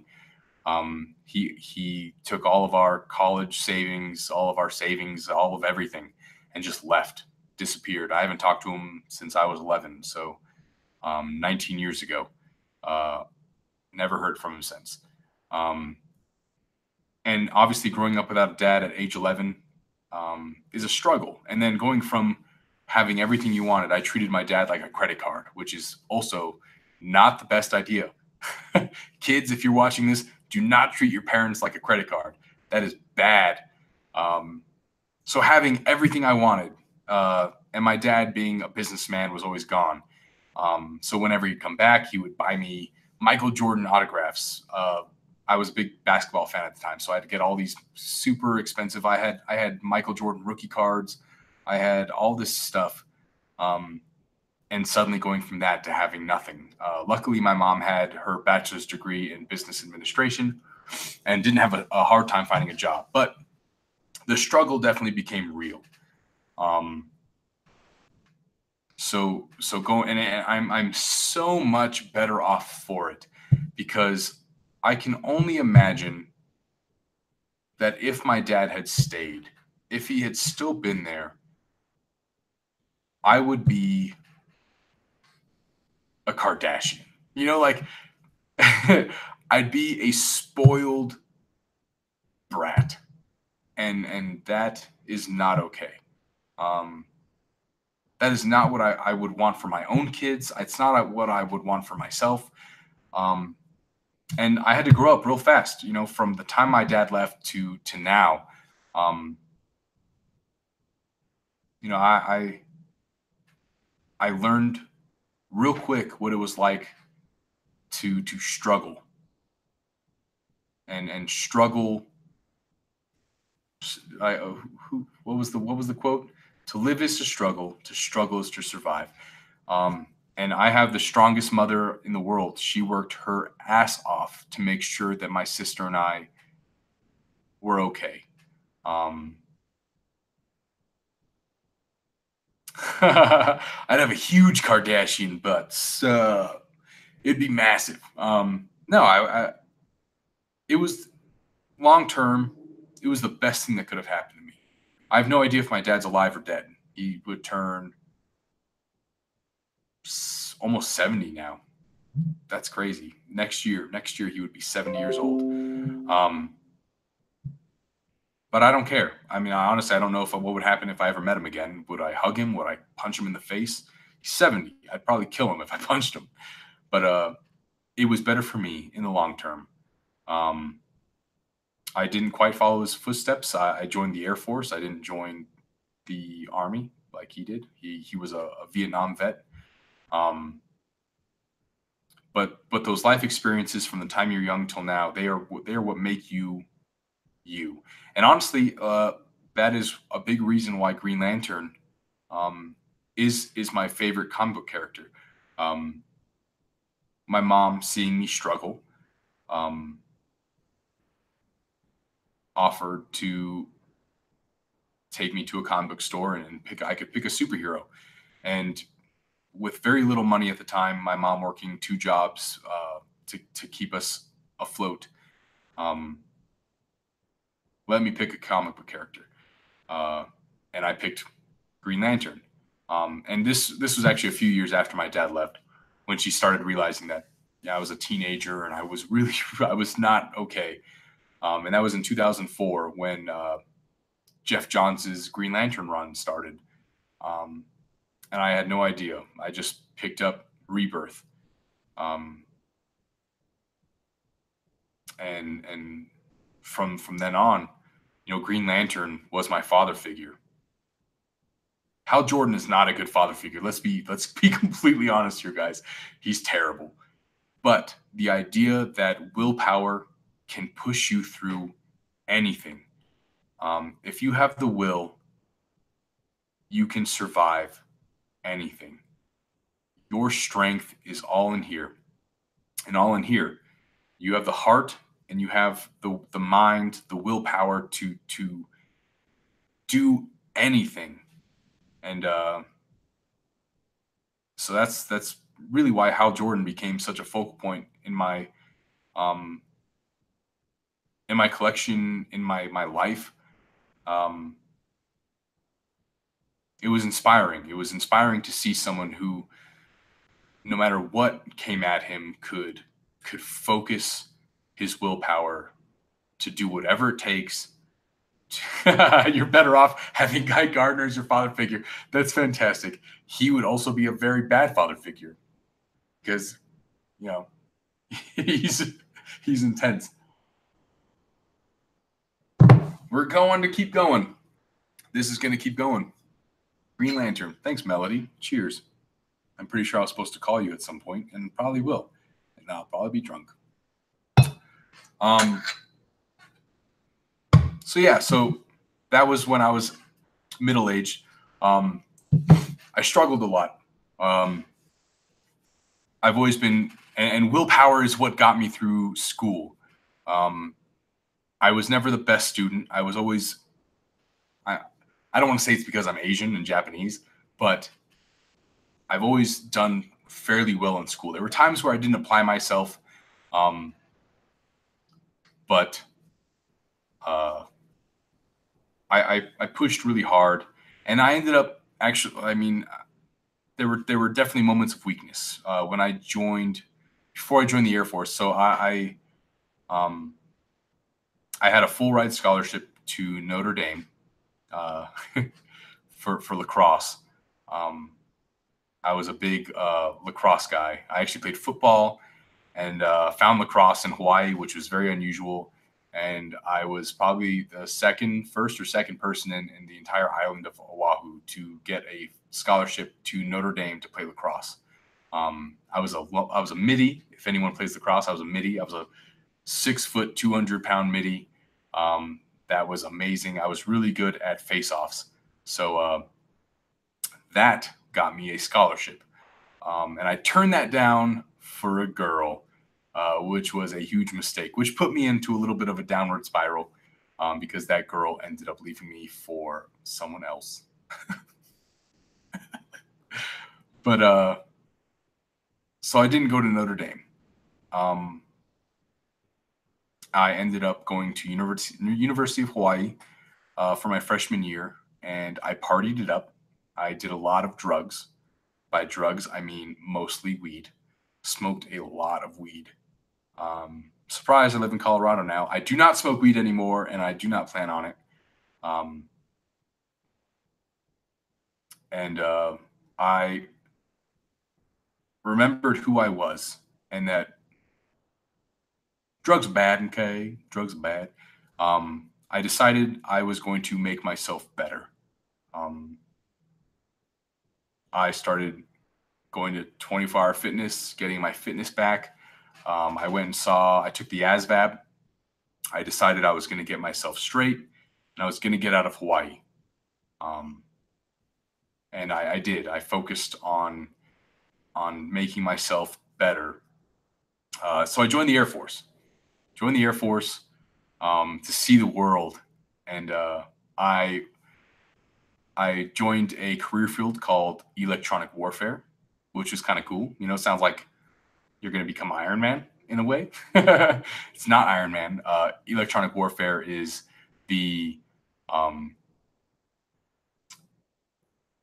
the ability and the systems that protect our aircraft from the like the RF spectrum. So a lot of chaff and flare, uh, a lot of things that keep our airplanes in the sky and protecting our planes.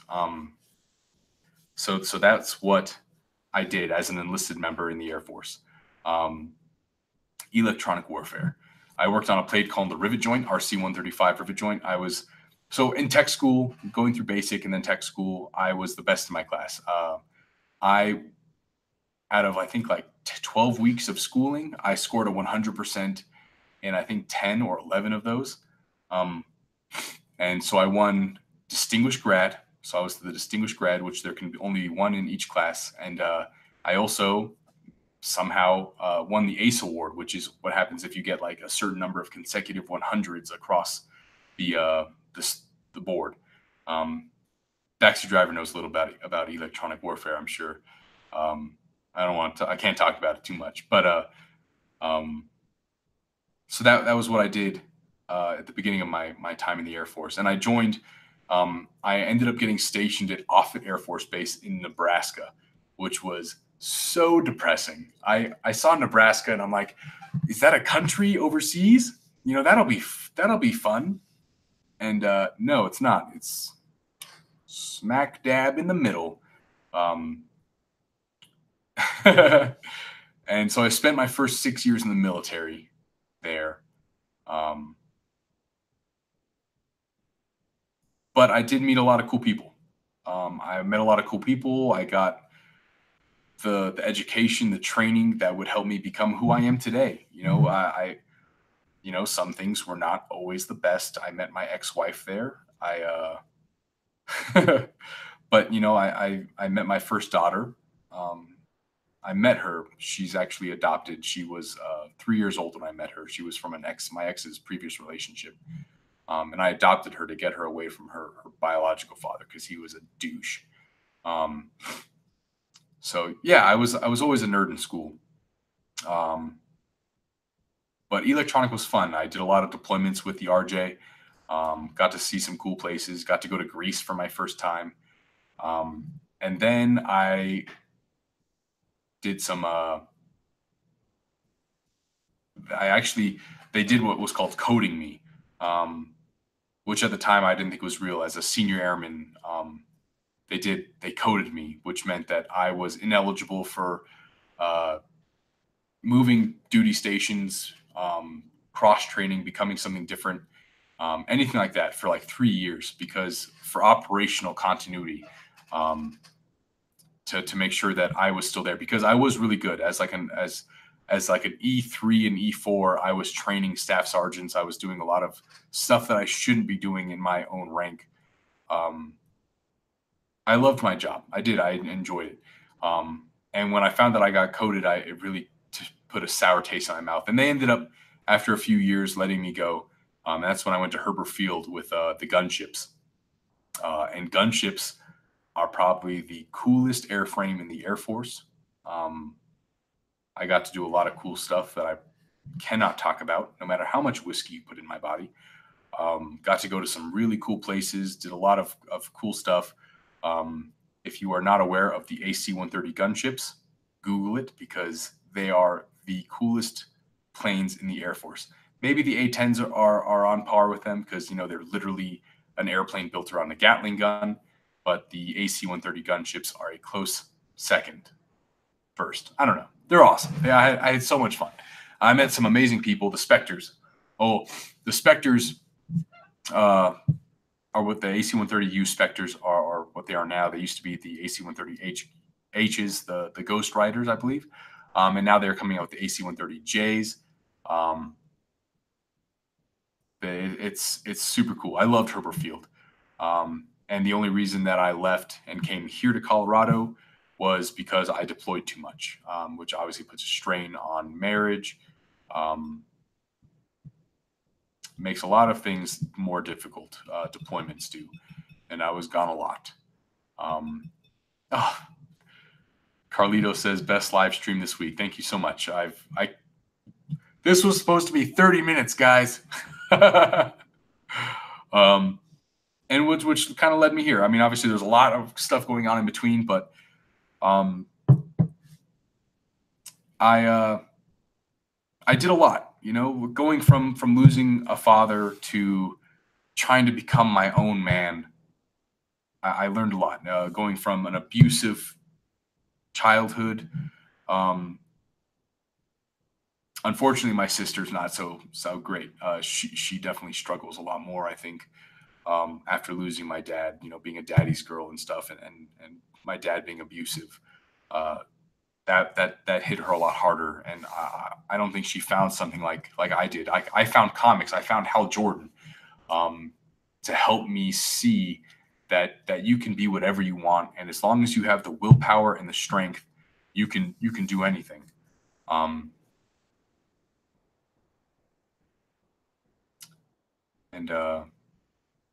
But that's what led me here. Surprise! Here I am. And I actually don't know what caused me to start doing this YouTube thing. My first video with comic books, I think, was my unboxing of Showcase 22. It was a CBS. I was really big into CBCS at the time. Good. I hope more people appreciate Hal Jordan and what he's done. And it was the whole reason I bought that book. The whole reason I picked that book was because it was called Rebirth. Jeff Johns' rebirth, when Hal Jordan, he obviously was a villain before, and if you read that, going back, Hal Jordan became a villain, killed the entire Green Lantern Corps. And he got a second chance. He got a second chance at life. He got a second chance at being a hero. And he's taken advantage of that ever since.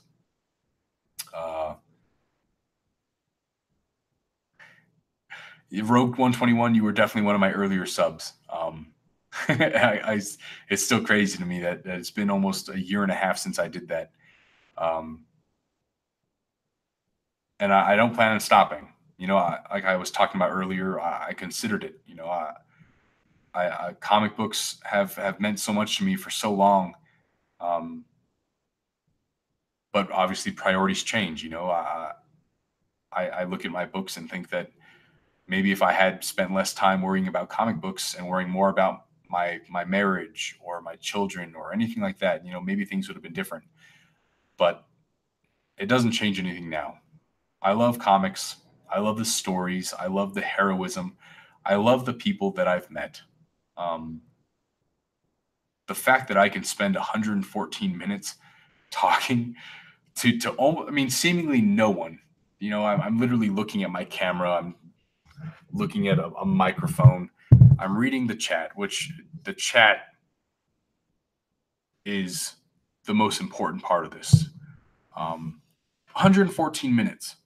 When before, if you ever put me in, I went through airman leadership training, when I became a staff sergeant, and you have to talk in front of people, and I get all shaky legged and weird because I freaking hate people. I don't want, I don't like talking to people. That's why I'm an engineer now. Like, so I can sit on a computer and do like not talking to people. And the fact that I can open up to you guys, I mean that really could be the whiskey.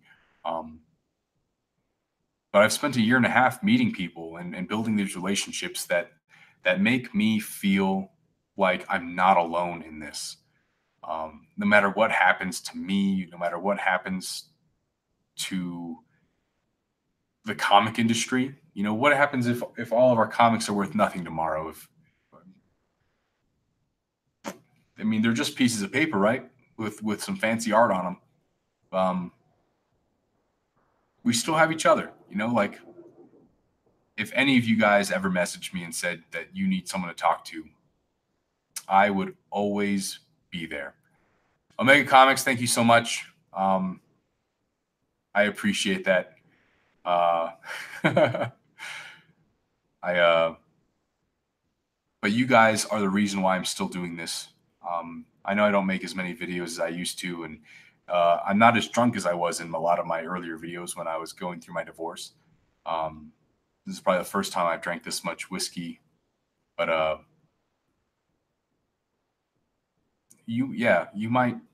might never meet any of you in person. I've met a few of you in person. Actually, not that many. But if I did, I'm hoping I meet Backseat Driver this weekend. I hope we have some brunch or go see a comic book shop. Doesn't matter. But you guys are for sure the most important thing about this YouTube thing. Whatever it is, people do it for monetary purposes. People try to do it to go viral. None of that matters. I could care less if I reach 1,000 viewers and what 4,000 hours. Like, the money means diddly to me. It's definitely about the relationships that you build. What's with that magic order variant? This right here is magic order number 2. It is the Ben Oliver variant. That's really all it's got going for it. But it's super nice, right? Look at that. So nice. Ben Oliver is amazing. I actually am looking to see if I can get see what kind of commissions he does. Some brunch, maybe go to Bed Bath & Beyond. Yes. Backseat Driver 5280. That's exactly what we're going to do. We're both military. I don't know if you guys know that about Backseat Driver 5280 or if I should even share that. We're both military. He is currently serving. So Backseat Driver, thank you for your service. King of the Golden State, this is from Forbidden Planet, I believe. You can get it pretty cheap, I think, on eBay. Comics for All People, number 1. I don't think I have ever seen you in any of my live shows, but thank you so much. I hope this puts a little bit of perspective into stuff. Like, I literally go when this is over, just watch the first 6 minutes. I struggled. I definitely did not feel okay at the beginning of this show, but as it all kind of progressed and I feel like this giant weight has lifted off my shoulders, not just because I told you guys literally about my entire life. This is no longer a Christmas edition. This is literally comics and culture or my life story. Um, yeah, I I don't even know where to go from here. Dude, have you been to Wings Over the Rockies yet? No, I have not. Oh, dear sweet God, these allergies are terrible. So, is Wings Over the Rockies a good? Is it good? Should we go there? Let's do that. Let's do that. Thank you, Carlito. I appreciate that. So actually, I had a really cool conversation in Breckenridge. I was in Breckenridge last week with Melody, and over our entire dinner conversation, we talked religion. I'm not going to get into religion. That's obviously a terrible idea for YouTube. I am not religious, and she is. But I appreciate the sentiment. Comics for all people, number one. Regardless of my beliefs, the idea that whether it's God or whether it's you guys, I just appreciate the support in general. Why are you a Colts fan? I was so my mom and dad back in the 80s. I was born in 1988. Were visiting my family, my Irish side of my family, in Indiana, and they conceived and decided to stay there. So I was actually born in Indianapolis, and I was there until I was about 2 years old. And then they decided, or they realized it was time to move back to Hawaii. So we moved back to Hawaii. And fortunately, being from Hawaii, there's no sports teams to follow. So the Colts kind of just naturally. I used to tell everyone that I was a Hoosier. I was so proud of being a Hoosier, which is another reason why, like when I was older in high school, that I did pursue colleges in Indiana.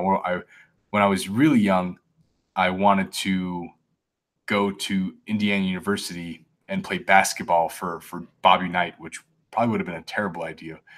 And then that's what led me to going to those Notre Dame lacrosse camps, and that's where I ended up getting my scholarship from.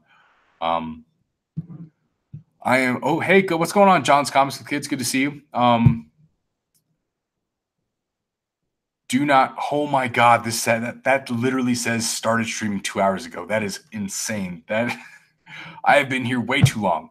I haven't. I have nothing to do tonight. I probably have some cleaning. My diffuser might shut off eventually. Comics for all people, number one. That's right. My Colts did beat your your Cowboys. I was at that game. I took Melody to her very first NFL game, hoping for a playoff down to the last minute game. I was so excited, and I was so excited for her. It was her first game ever. She was talking so much trash, and it turned out to be a shutout, which was so unfortunate. You never want. I mean, you want that. If I had been alone, I would have been losing my mind and freaking out. But seeing her face and how crappy it must feel to go to your first game and not seeing your team score a single point has got to suck. The first time in 10, 15 years that they've been shut out. Damn. But we had a good time in Indianapolis regardless. We'll try to, depending on how long. I mean, hopefully Melody and I are still a thing down the road. We're going to try to make that a thing. Go to. They don't play very often, so when they do, we'll definitely try to get out there and watch the games. It was definitely fun. But it was like one of those bittersweet moments. You're like, yeah, the Colts just shut out the Cowboys, but at the same time, you look at her poor dejected face with her Cowboys markers on, and oh man, I felt so bad. And you did. So the Cowboys are in the playoffs. Maybe it'll be a rematch in the Super Bowl. You know, you never know. The Colts definitely have this week to win, and then we're there.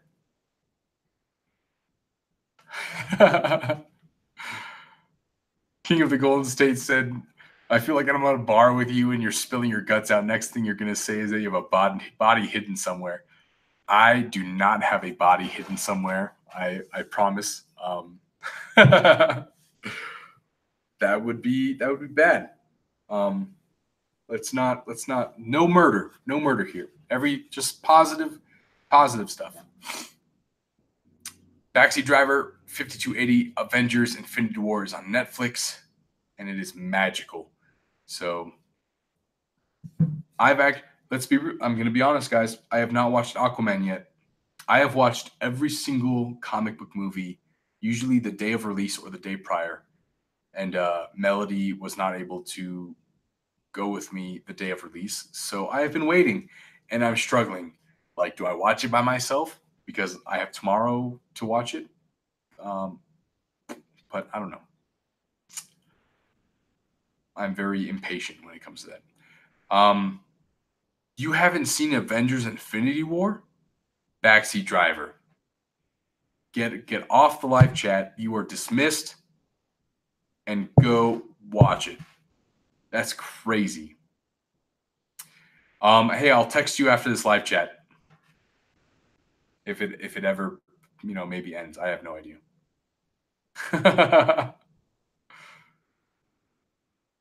There's a meme that tells you time to start Avengers, so Snap happens at midnight. Get to it, brother. Absolutely, that's crazy. How can you appreciate comics and not have seen that yet? Maybe I don't want to hang out with you. I do. I want to hang out with you, Backseat Driver. Wait for Melody. You know how hard that is, TJ? So, Matt, when I come up there, we're going to a weed shop. This will be for me. I can probably go into a weed shop.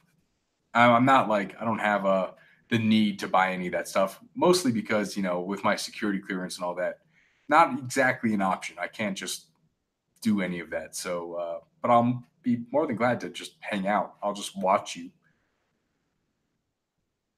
Thanks, Los. Yeah, this was unintentional. There was no expectation of this going 2 hours, but I'm thankful for it. I definitely needed this. I needed you guys. I needed my family. By family, I mean you guys. I had a lot on my shoulders this morning. I was questioning a lot. So definitely having you guys here to talk to me was exactly what I needed. So thank you all so much. I can't even believe that this has been a steady 25 plus people for the past hour and a half. If you guys don't know, if the first 6 minutes of this video was me talking about how Christmas is hard for me. And I go into more detail with that when I talk about my dad. So my dad being an abusive drunk, Christmases were never good. And then going into the fact that on Tuesday, so this weekend this Christmas I drove to Nebraska to visit my children. I have a 2-year-old girl who I unintentionally named Mariko, which happens to be the love interest of Wolverine. So unintentionally named her a comic book character. So I have my 2-year-old, and I have an 11-year-old who I adopted. And it's hard. My 2-year-old just started learning, just started talking like a lot. And she's amazing. She looks like me. She's literally like a little half Asian baby. But saying goodbye to her now has become so hard, and it really makes me question whether getting a divorce was the right idea. 7 years of marriage, I got divorced. I made the choice. Uh, Maybe, I mean, in some people's eyes, in my own eyes, I often think that it was selfish. I uh, I wasn't happy. It was a very toxic relationship, and I had to make the choice: do I leave a 7-year marriage so that I can be happy, or do I stay? Do I? I'm very stubborn. Do I stay in a toxic relationship for my children? And that's a hard choice, no matter how you look at it. And a lot of people would say, like, children are the most important thing, and like they are, but this is also my life. Um, and 7 years in a bad marriage, I noticed that my 11-year-old's not dumb. Um, and kids are always perceptive. They see everything. Kids see everything, no matter what you do, um, no matter how much you try to hide stuff. They're very perceptive. So I thought, and in my mind, I chose that if I stayed in a relationship where my ex and I were always unhappy, we were always snappy, always quick to anger, very very toxic. Um, I don't want my daughters to think that that's normal. I don't want them to look at that and be like, this is what a relationship should be. My parents are married, and this is what a marriage should look like. Um, that's not what I hope. I hope I wasn't too late. Honestly, I hope that my 11-year-old doesn't grow up and think that abusive relationships are okay. Um, so I walked away. Coming to Colorado Springs without them. I mean, I was still married at the time, and seeing that I could be happy without my ex, uh, it made me realize that it was time. I was ready, and so I walked away. Um, I walked away from a 7-year marriage, um, despite having a two. Not even at the time, she was like a year and a half years old, um, and that's the hardest thing. We actually had Mariko, thinking that we were both almost 30, and that having our own child might make things different. Um, and I don't regret that. I don't regret Mariko at all. She wasn't an accident. She was planned, uh, and she's so adorable. Damn, that kid is adorable. Um, but as she's gotten older, it's gotten so much harder. Um, I went and visited her on Thanksgiving, and again on she had plugs put in her ear because she's been getting sinus infections.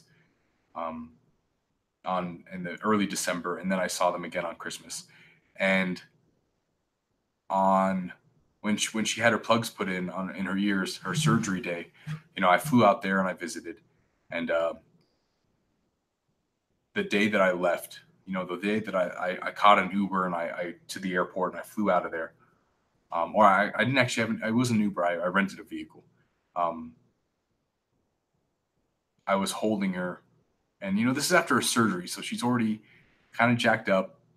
She just wants love, and I gave her back to her mom, and I had to say goodbye to a 2-year old. And she's not going to remember any of this. You don't remember anything when you're 2 years old. You don't remember anything until you're like 5 or 6. So I know that, but um, as I drove away, she was crying and ran to the door, and I got in my rental car and I drove away. And I remember my ex texted me, which might have been maybe not the right thing to do. Um, and she said, as soon as you left, Mariko ran to the door, crying and just yelling, "Daddy!" And I, I had the hardest time. That was the worst drive I've ever had. Um, and it's also hard. So my ex is living with grandpa right now because it's easier to have a support system. And with my schedule, so it's hard. I can't.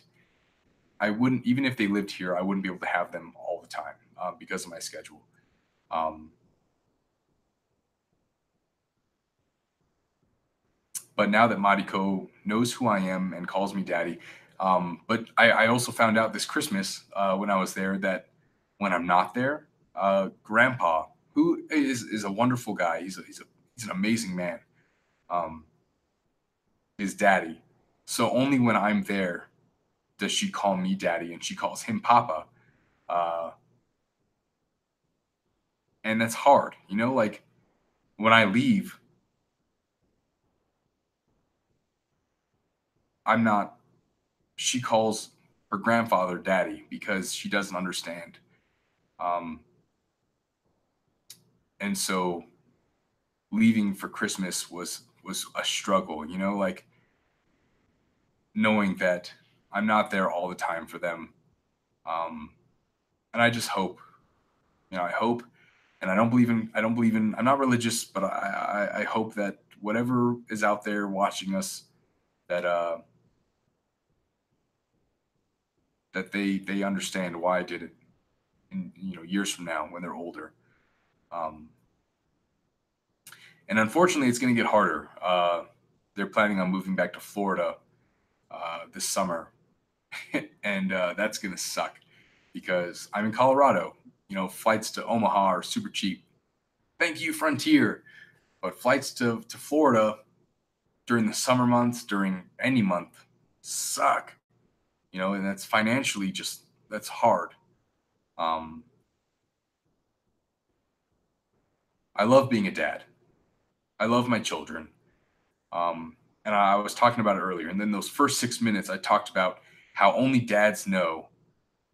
John's Comics with Kids knows exactly how I feel. Like with my adopted daughter, Adiana, I had a hard time. You know, I met her when she was 3. I knew that she was in a bad situation with her biological father, so I adopted her.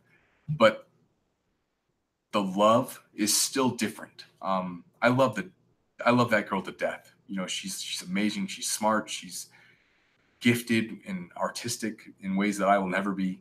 Um, but having Mariko and the feeling you have when your own, I mean, Ariana is obviously mine. Like legally, she's mine. Um, but seeing Madi from the time that she was born till now, and just seeing the difference, like the love is different. It's a different kind of love, and I almost feel like it feels wrong to be here and to be alone and to not have that feeling, you know, wanting to hold her. You know, every time I'm with her, she falls asleep on me or cuddles me, and it's hard. It's so hard not to be there. Um, and so I honestly, you know, it's you don't know that kind of love until you have children. Um,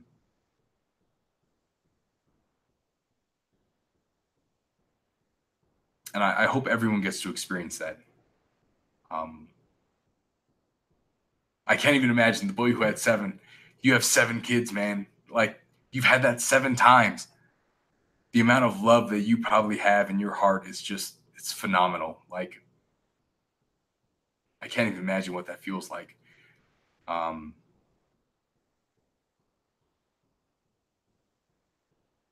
but you know, I don't really know where to go from here. I hope I hope she understands someday, and I hope that I can continue being there for them, and I hope that someday these comics that I have that you know that I loved and that helped me get through so much.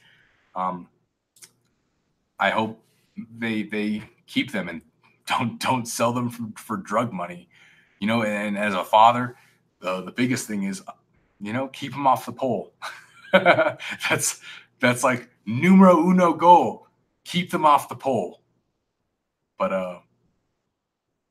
I hope they know that I made the right decision someday, and I guess we'll see. You know, we'll see what happens. Um, the boy who had 7 says unquantifiable. That's got to be amazing, man. I'm proud of you, and I'm so happy for you. And I felt bad because Los, have a good night.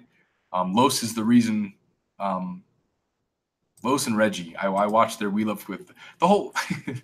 I was intending to go live tonight to do We Love Comics tag video, the what we love outside of comics. You know what makes us happy, and I watched their videos early today, and I was so happy for them, and also so torn about my own life and what makes me happy outside of comics. Um, it's just paper, man. It's like it's expensive ass paper with pictures on it. And is that worth more than my own children? And it's not. It's not even close. I would sell every single one of these comic books if I knew that if I could go back to my ex and suddenly things were magical and she was the love of my life. But I know deep down that she's not. You know, she's gonna find someone, she's gonna be happy, but we were not meant to be together. Um,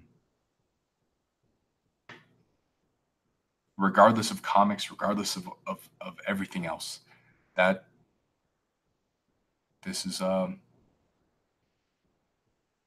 comics are always going to be second to what matters. Um, but I can't spend the rest of my life in a marriage that I don't believe in. Um, that you know, I mean, obviously I was young when I got married. I was in my early 20s. Um, and we make mistakes, and unfortunately, this was one that I has a huge lesson to it. The biggest lesson, literally walking, moving, breathing, heart beating lesson. Um,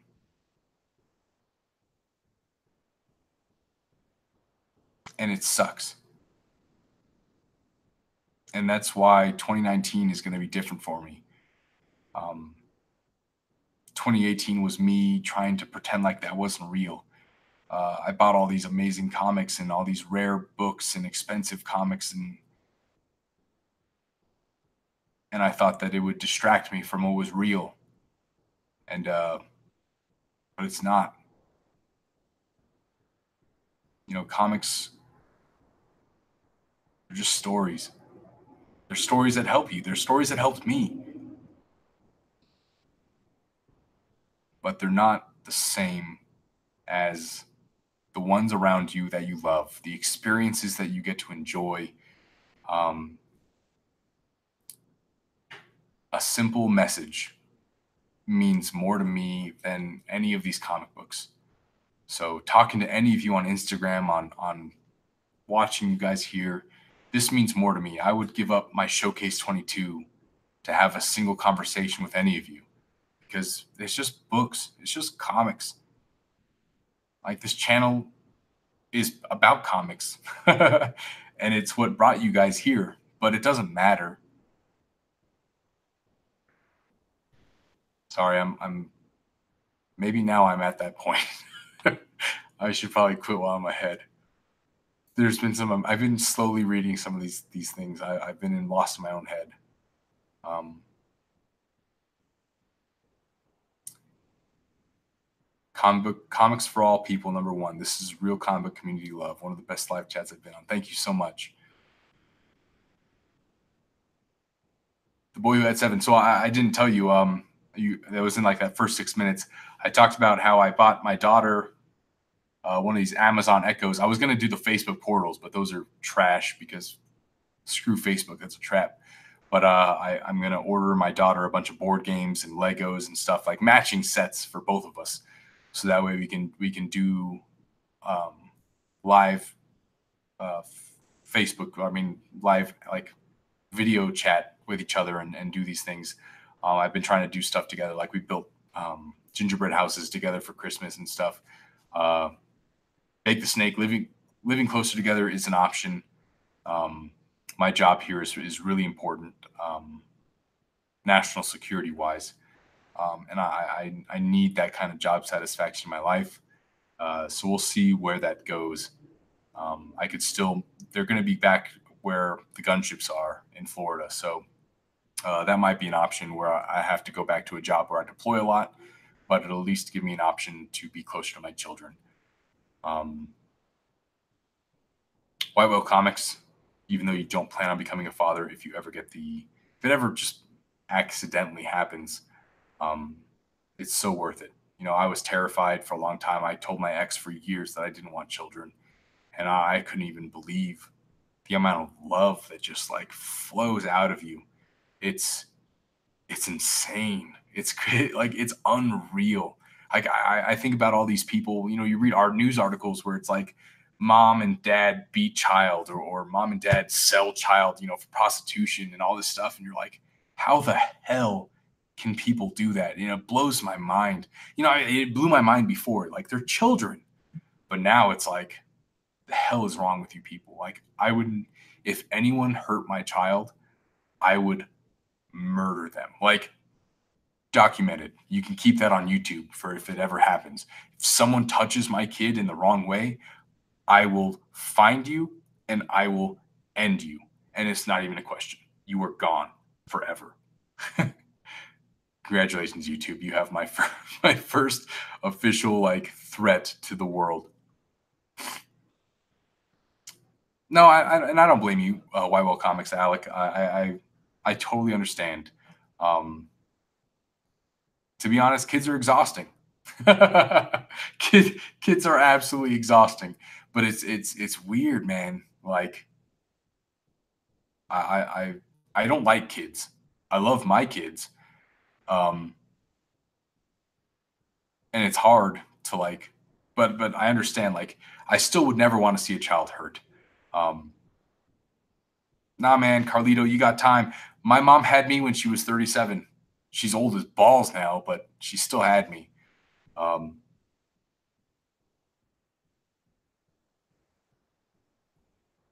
Let's see. Comics are art and creation, something magical. Of course, there are things more important than that, but don't forget that they do hold a special. And I absolutely agree with you. Like I said earlier, Green Lantern Rebirth by Jeff Johns literally took me out of the darkness and forged me into who I am. And I will never say anything otherwise. Like that, I will never look down on comics because of that. But having my children it didn't alter it, but it changed the priority. It changed the perspective. It made me realize that comics are definitely powerful. Art is powerful. Art is the art form is definitely, I don't know. I mean, just looking at it, it gives you feeling. It gives you, I mean, there's art form that makes you feel. I don't know what would this give you? She's smoking a cigarette. She's kind of got that I'm better than you look. But then you look at something like this, and it's absolutely terrifying. You see the crazy in her face. Art always has power, no matter what. But as a father, the priority changes.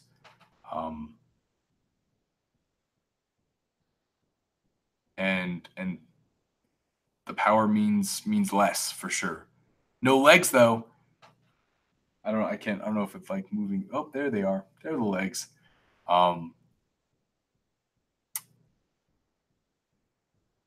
Raul, is it Raul? Good luck trying to watch this replay, man. That's literally 2.5 hours. I don't know how long this stupid replay is. This is crazy. All right. Comics for All People says, I want to say something, sir. Don't beat yourself up about it.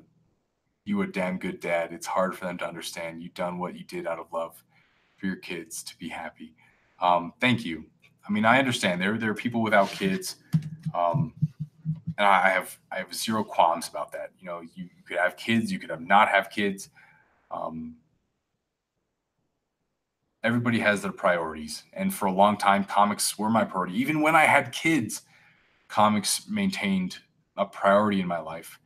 But that definitely changed this year. Like I said, I tried to distract myself with comics. I tried to make the art more important than what in my heart actually mattered. Um,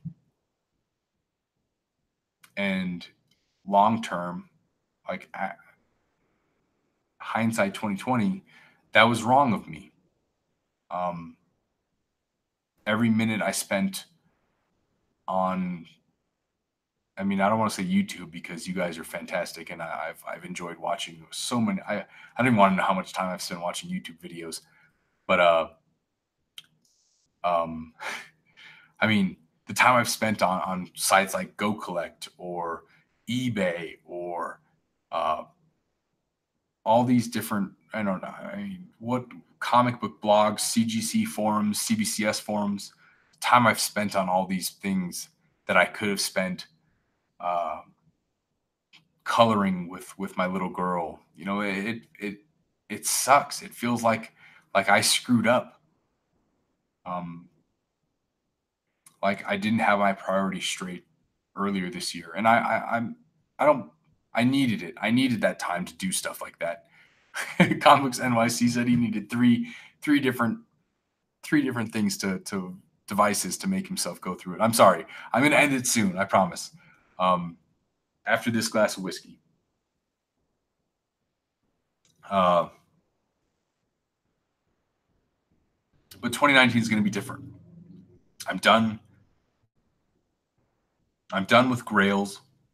I've got them all. I've got all the ones that I have. You guys know I'm a big Zatanna fan. I now have, thanks to TJ, I have 2 Hawkman number 4s. Showcase 22. In the past year, I've bought 2 of them. I got a 3.0 that I bought raw, and I got a 4.0 that I upgraded. I have a Brave and the Bold 28. I have Green Lantern 76, 87, Green Lantern number 1, Green Lantern number 7. I have the highest graded signature series first appearance of Sinestro. I mean, what more could I possibly want out of my collection? I have a Hulk 181. If you watch my first videos, I said I don't need a Hulk 181 in my life. I have one now. I have a giant size X-Men number 1. For what? I don't know. I have no idea. But I mean, I love the X-Men, but I mean, like that's great. I have a House of Secrets 92. I love Swamp Thing. I love the cover art. I love Bernie Wrightson. But was it worth it? I have a Supergirl Legion of Superheroes number 23, the Adam Hughes variant. I have my amazing Zatanna covers.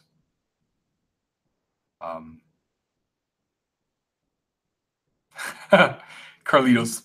Oh, is it Big Will? Big Will says have first Zatara as a goal. It'll be a lifelong hunt. Yeah, that first Zatara is going to be a hard one to find, brother. I mean, maybe not hard to find, but definitely hard to swallow that payment right there. I'm not walking away from comics. Let's be honest. I would never walk away from comics. They've done so much for me. They've meant so much for me. They've introduced me to all of you guys. But 2019 is going to be different in the sense that I'm going to focus my money and my time towards my kids, towards Melody, relationships, and I mean maybe not relationships. I hope that Melody and I continue on this great journey we've been on. I want to focus on experiences this year. So goal-wise, I think for 2019, you can go ahead and quote me on this. I'll make a video, I'm sure. Will be, if anything, the experiences. I want to find Green Lantern Volume 2. So the Silver Age Green Lantern through kind of that Bronze Age time. 1 through, I don't know, 100, 150, 200. And I don't want to find them on eBay. eBay is that eBay is the devil. eBay has been my has been evil. I mean, it's great. It's so easy. It's so easy to find what you want, but I want to find them out in the wild. I want to find Green Lantern Volume 2. The rest of I have all the keys. I have every key issue. I want to find all the others, but I want to find them out in the wild. I want to know. I want the experience of finding them. And that'll be the fun part. Yeah, Forbidden Planet, King of the Golden State. Forbidden Planet is the one where you can find these amazing Ben Oliver variants. So good, so good. And then modern comics, I actually talked to TJ today. I freaking bought that stupid Red Sonja Dan Mendoza variant. I keep telling myself I'm not going to buy modern variants because the hell with them. And then I ended up with I bought Captain Marvel #1, the 1/100 Adam Hughes variant. I bought the Captain Marvel #1 Art Germ variant. So I think I'll still follow artists because I still appreciate the art.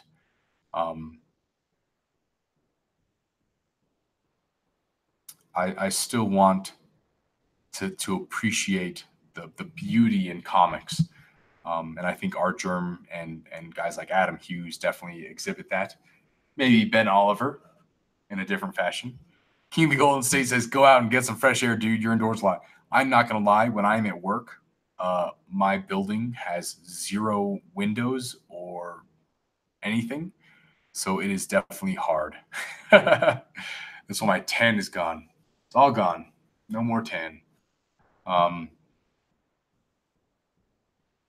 Then that's actually one of the reasons why White Whale Comics and I have kind of decided to do the cut, because my comic collection is growing, and I'm not too sure if it's growing in a manner that I like, or if it's in a manner that is causing more problems than it should. Like, why am I buying certain books? For what? Is because people post speculation videos, or because I read a blog that talks about comics that I should pick up before the movie is announced? But why? What does that book mean to me? The Green Lantern Jeff Johns run means a lot to me because it has so much history for me and so much that it affected my own personal life. But what in God's name does, I don't know, the Batman Who Laughs #1 Francesco Mattina variant? What the hell does that mean to me? Why did I spend $50 on that pair of books? I don't know. I mean, we all like to think that our collections are maybe quality over quantity. But at some point, even quality becomes quantity. There are books that I have that I only bought because I saw other people on YouTube that have them and I wanted them. I don't know. Digging in long boxes is definitely the best experience you can have, I think, in this comic collecting. King of the Golden State, did you spend $50 on those books? I don't know. Sometimes I don't even realize how much I spend on books. I just pull the trigger, and I don't know why. And I think that's wrong. That's absolutely wrong. There should be a reason. There should be a reason why you buy books. Whether it's for the story. Obviously, for Francesco Mattina, you buy it for the art. And so setting goals for yourself is important.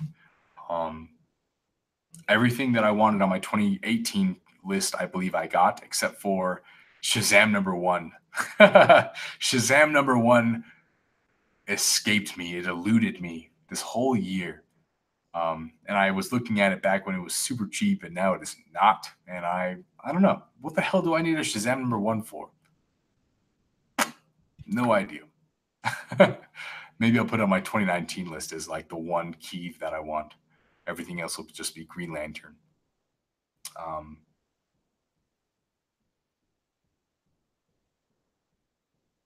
Lots of stuff going on. Trying to figure out a way to help people find books, but can't figure out the logistics. That is pretty hard. Gorilla Todd, I dig at comic stores, storage units, thrift stores, antique stores, cons, or anywhere I can find some books. I I may, that might be my goal for 2019. Get out more. Get out. Go to flea markets. In the past year, I've visited a few antique shops. But I know, there's flea markets out there. There's cons. Comic cons are always fun, or pop culture cons, as you want to, a lot of people call them now. Um, I would love if there was a half price books around me. Uh, Mef's Comics. He has a different name on YouTube. Dang it, I don't remember his stinking username. Um, he finds so much stuff at uh, Second and Charles. It's insane. Show Us the Outdoors, King of the Golden State. I have more than once thought about putting one of these boxes with comics that I have bought for a comic unboxing and going on a hike into the mountains and just bringing my GoPro or something and videotaping myself unboxing them on some mountain. Just because it's different and it would have been a lot of fun. And maybe I'll do that for this upcoming year. I think that'll actually be fun. Maybe that'll be another goal of mine for 2019 is to do something different. Why? Well, go to bed. You're old. You need some sleep. But I appreciate you watching. I know I cannot believe how long I've been going. My whiskey bottle's almost empty. This is definitely maybe I don't feel drunk. Maybe tipsy. I don't know. But I'm definitely talking more. But yeah, there's a lot of ways to enjoy comic books without going out and spending money on keys or big books. You always hear, oh, you're going to get a big boy book. Big boy books are really cool. I love my big boy books, but what? I mean, at the most, they're good for investment purposes. You're never going to read them. Some of them are great for cover art. No one comes over to look at them. Like, I'm not inviting people like, hey, come look at my big boy books. They'll be great. You'll really enjoy your time here. I am seriously probably need to blow my nose. I like allergies, man. Allergies. Comic Books NYC says he gets the most enjoyment, most fulfillment at cons because you talk to so many comic people all in one place in real life. I went to 4 cons this year, hoping to go to more next year. I mean, last year I only went to Denver Comic Con, but that is also a good idea. I would love any suggestions you guys have on getting out of the typical comic book grind, I suppose. Jason P, thank you so much. Thank you for watching. Bake the Snake, I actually read all of my comics digitally. I buy them digitally, and then the cover arts that I want, I read them, or I buy them, and then I keep them locked up. I actually rarely ever read an actual comic. They're usually always digital.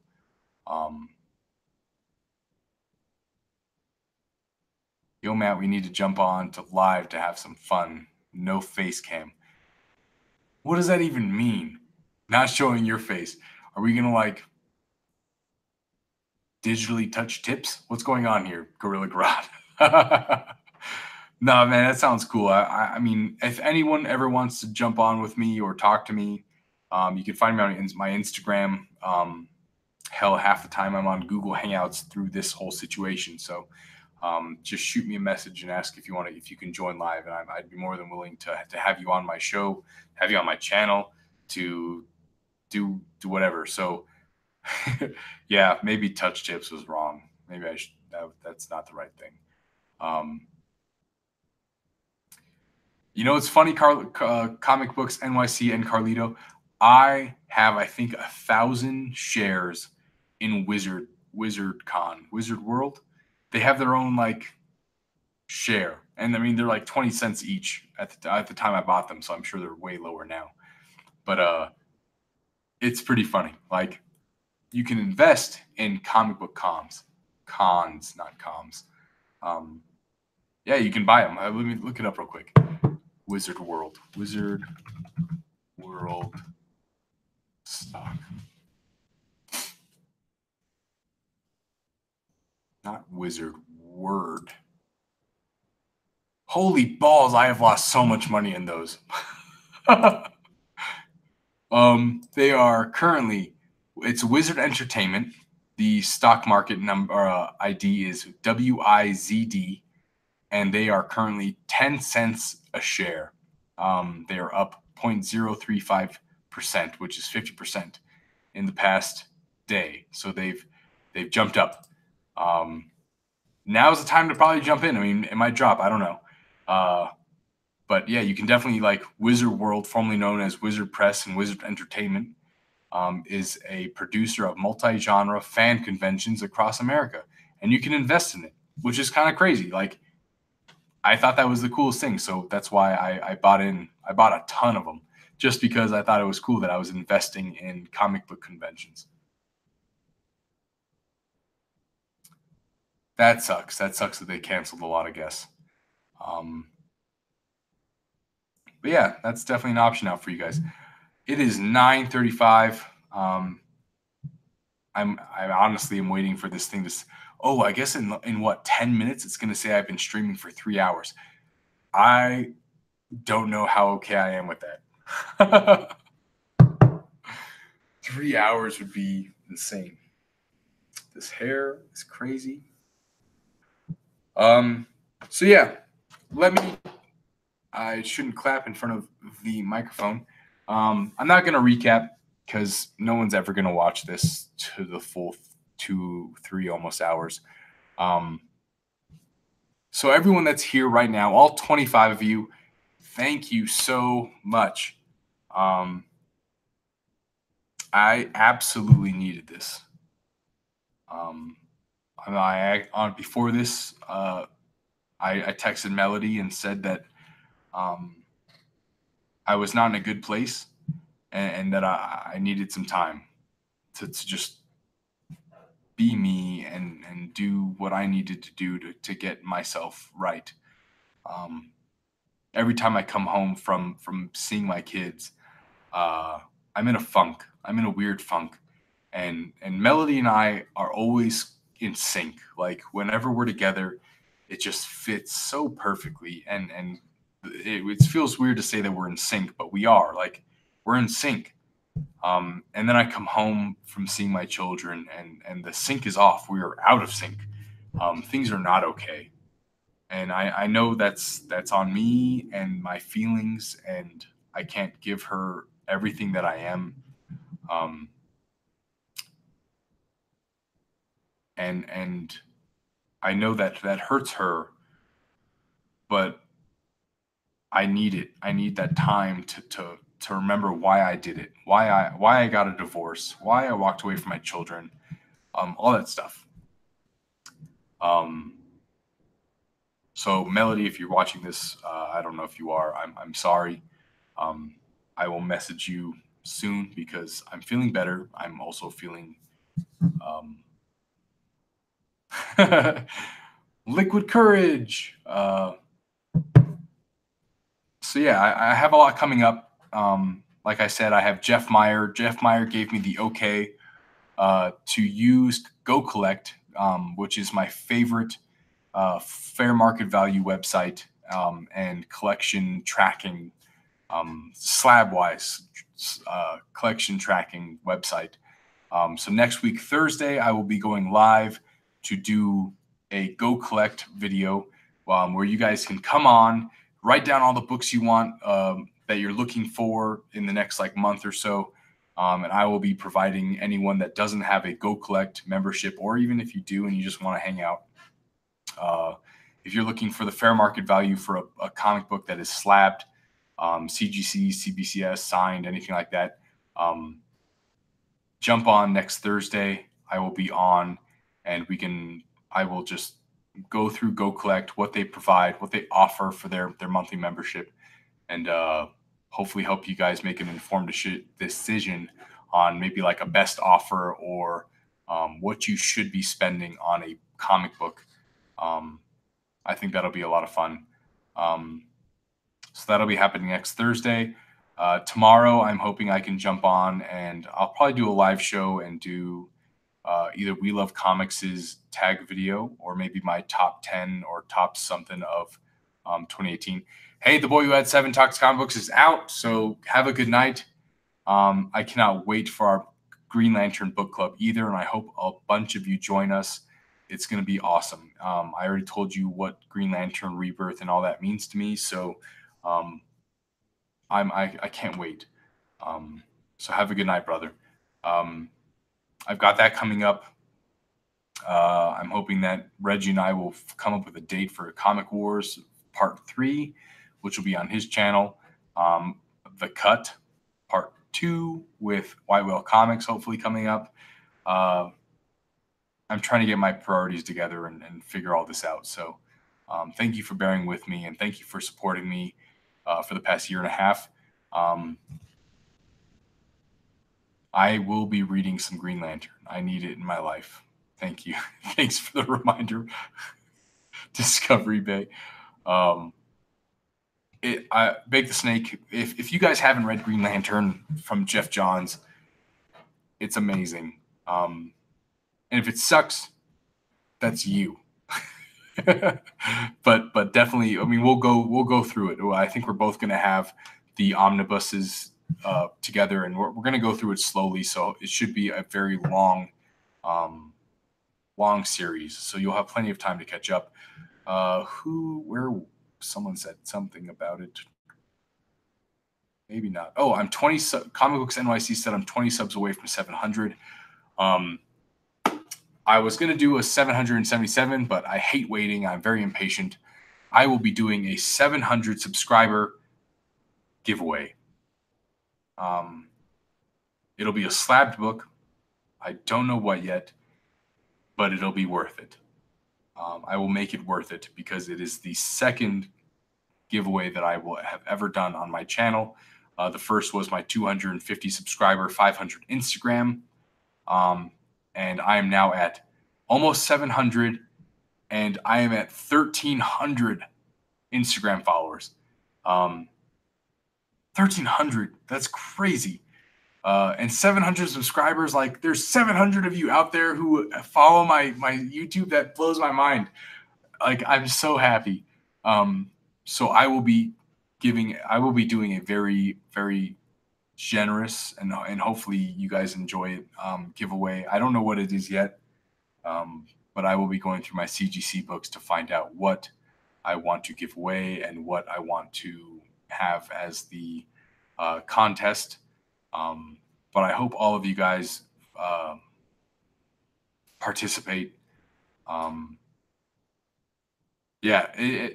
Instagram seems to be fairly easy to increase in followers. YouTube is a little less, it's just probably the face. I wish I had a nicer face. I bet if this was Melody's channel, I would have like 5 gabillion subscribers by now. 5 gabillion. Maybe I'm just going to give my YouTube channel to Melody so she can work on it. Ooh, whiskey giveaway would be awesome. I forgot to tell you guys. I'll do it tomorrow. You know what? I'll do it tomorrow because then we're going to be here for another hour. I'm going to go for 3 more minutes because I want this thing to say started streaming 3 hours ago. 4 more minutes? I think I started late. Dang it. But yeah. Whiskey giveaway actually might be fun because I have some pretty cool whiskey and scotch that I picked up for the holidays.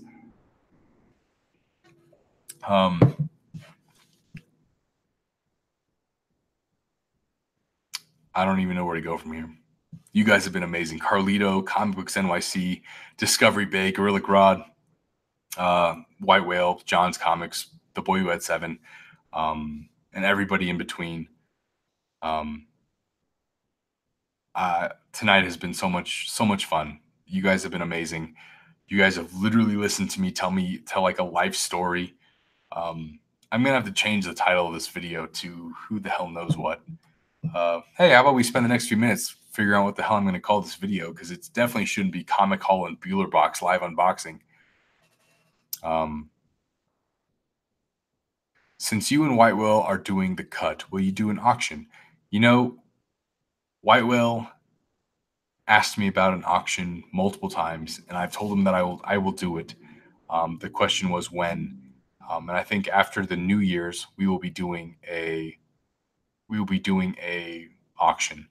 Um, like I said, money isn't important to me. Um, Maybe getting rid of some books is important because it's space. So I will definitely highly consider it, and I will try to give you guys put up some books that hopefully will be some nice additions to people's collections. Um, and we will be doing that soon. Life, comics, and whiskey. Comic community supports family. These are some good suggestions. This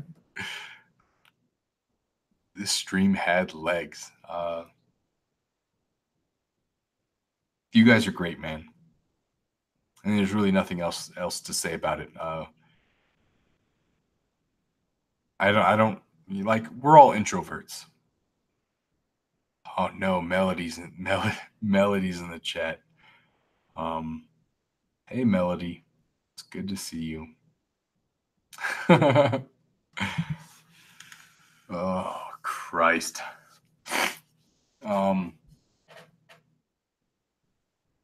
Yeah, this definitely was my longest stream ever. Melody's probably not happy with me right now.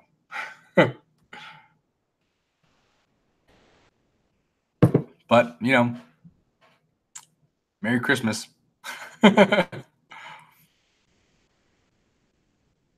Yeah, that's exactly what I've been doing. I've been bragging about you all night. Thank you, Gorilla Grodd. I appreciate that.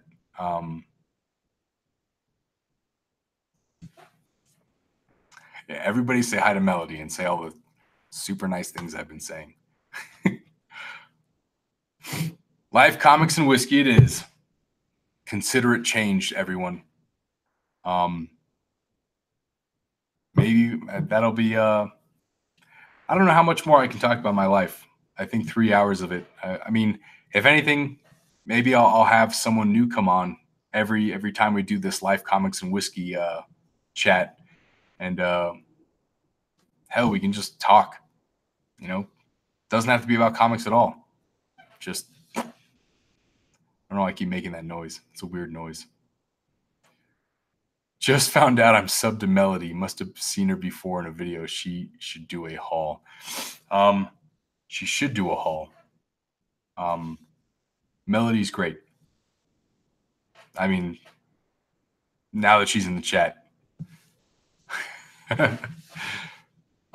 She doesn't do any videos. Actually, you should go to her YouTube channel. She has one video, and it's a rap she did for school on Colace about diarrhea. She's a future nurse, and it's fantastic. Melody is probably one of the smartest people I've ever met, and one of the most creative. And everybody should go listen to her rap about Colace, literally about Colace. It's like, I don't know who would have ever thought of that, but it's amazing. Definitely go check it out. Okay. I'll put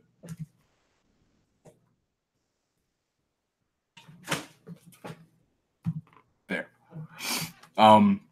It's a diarrhea rap. It's when you listen to it, you'll know. Melody is probably the best thing that's happened to me ever. Obviously, like, my children are different. I tell Melody, when I tell her that she's the best thing that's ever happened to me, that it's different. Like, kids are one thing, but finding the person that you want to spend the rest of your life with is a different feeling. It's a different kind of love. And Melody has been the best thing that's happened to me. I mean, she's been my rock through a lot of this crazy year that I've had.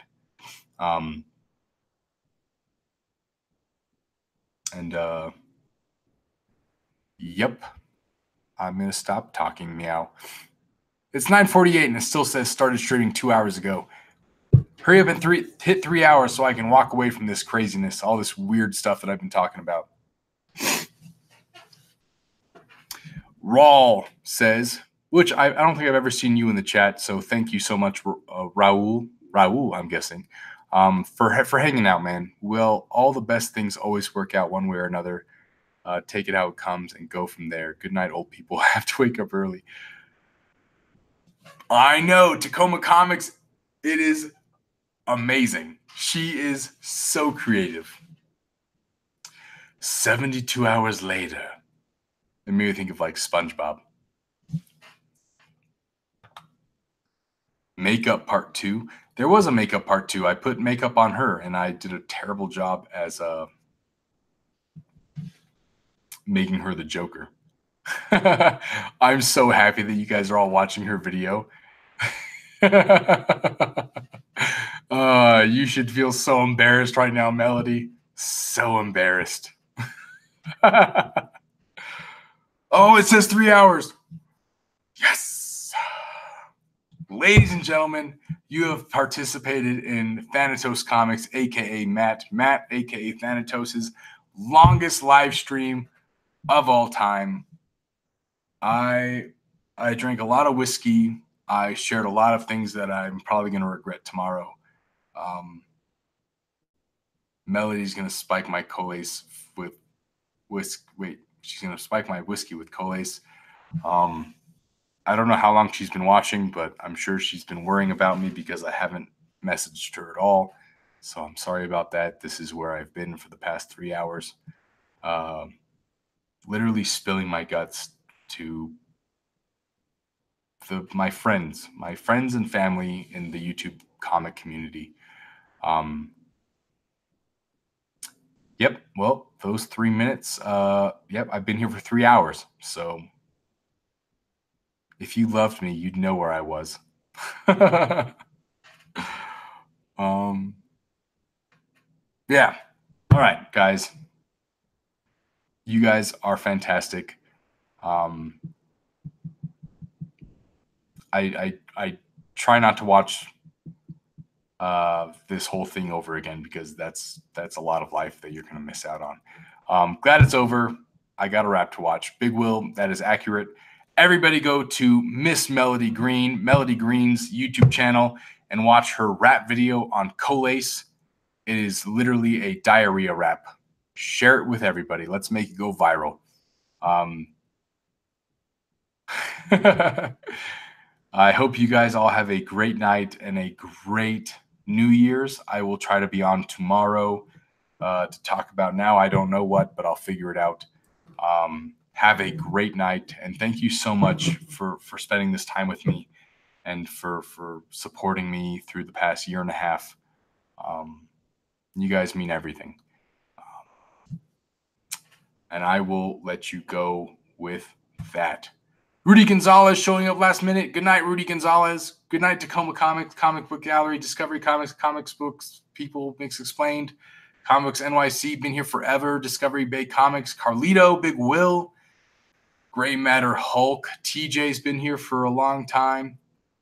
Raul, you guys are all amazing. Go sub each other up, and I will see you all later. Happy belated Christmas, guys. Thank you.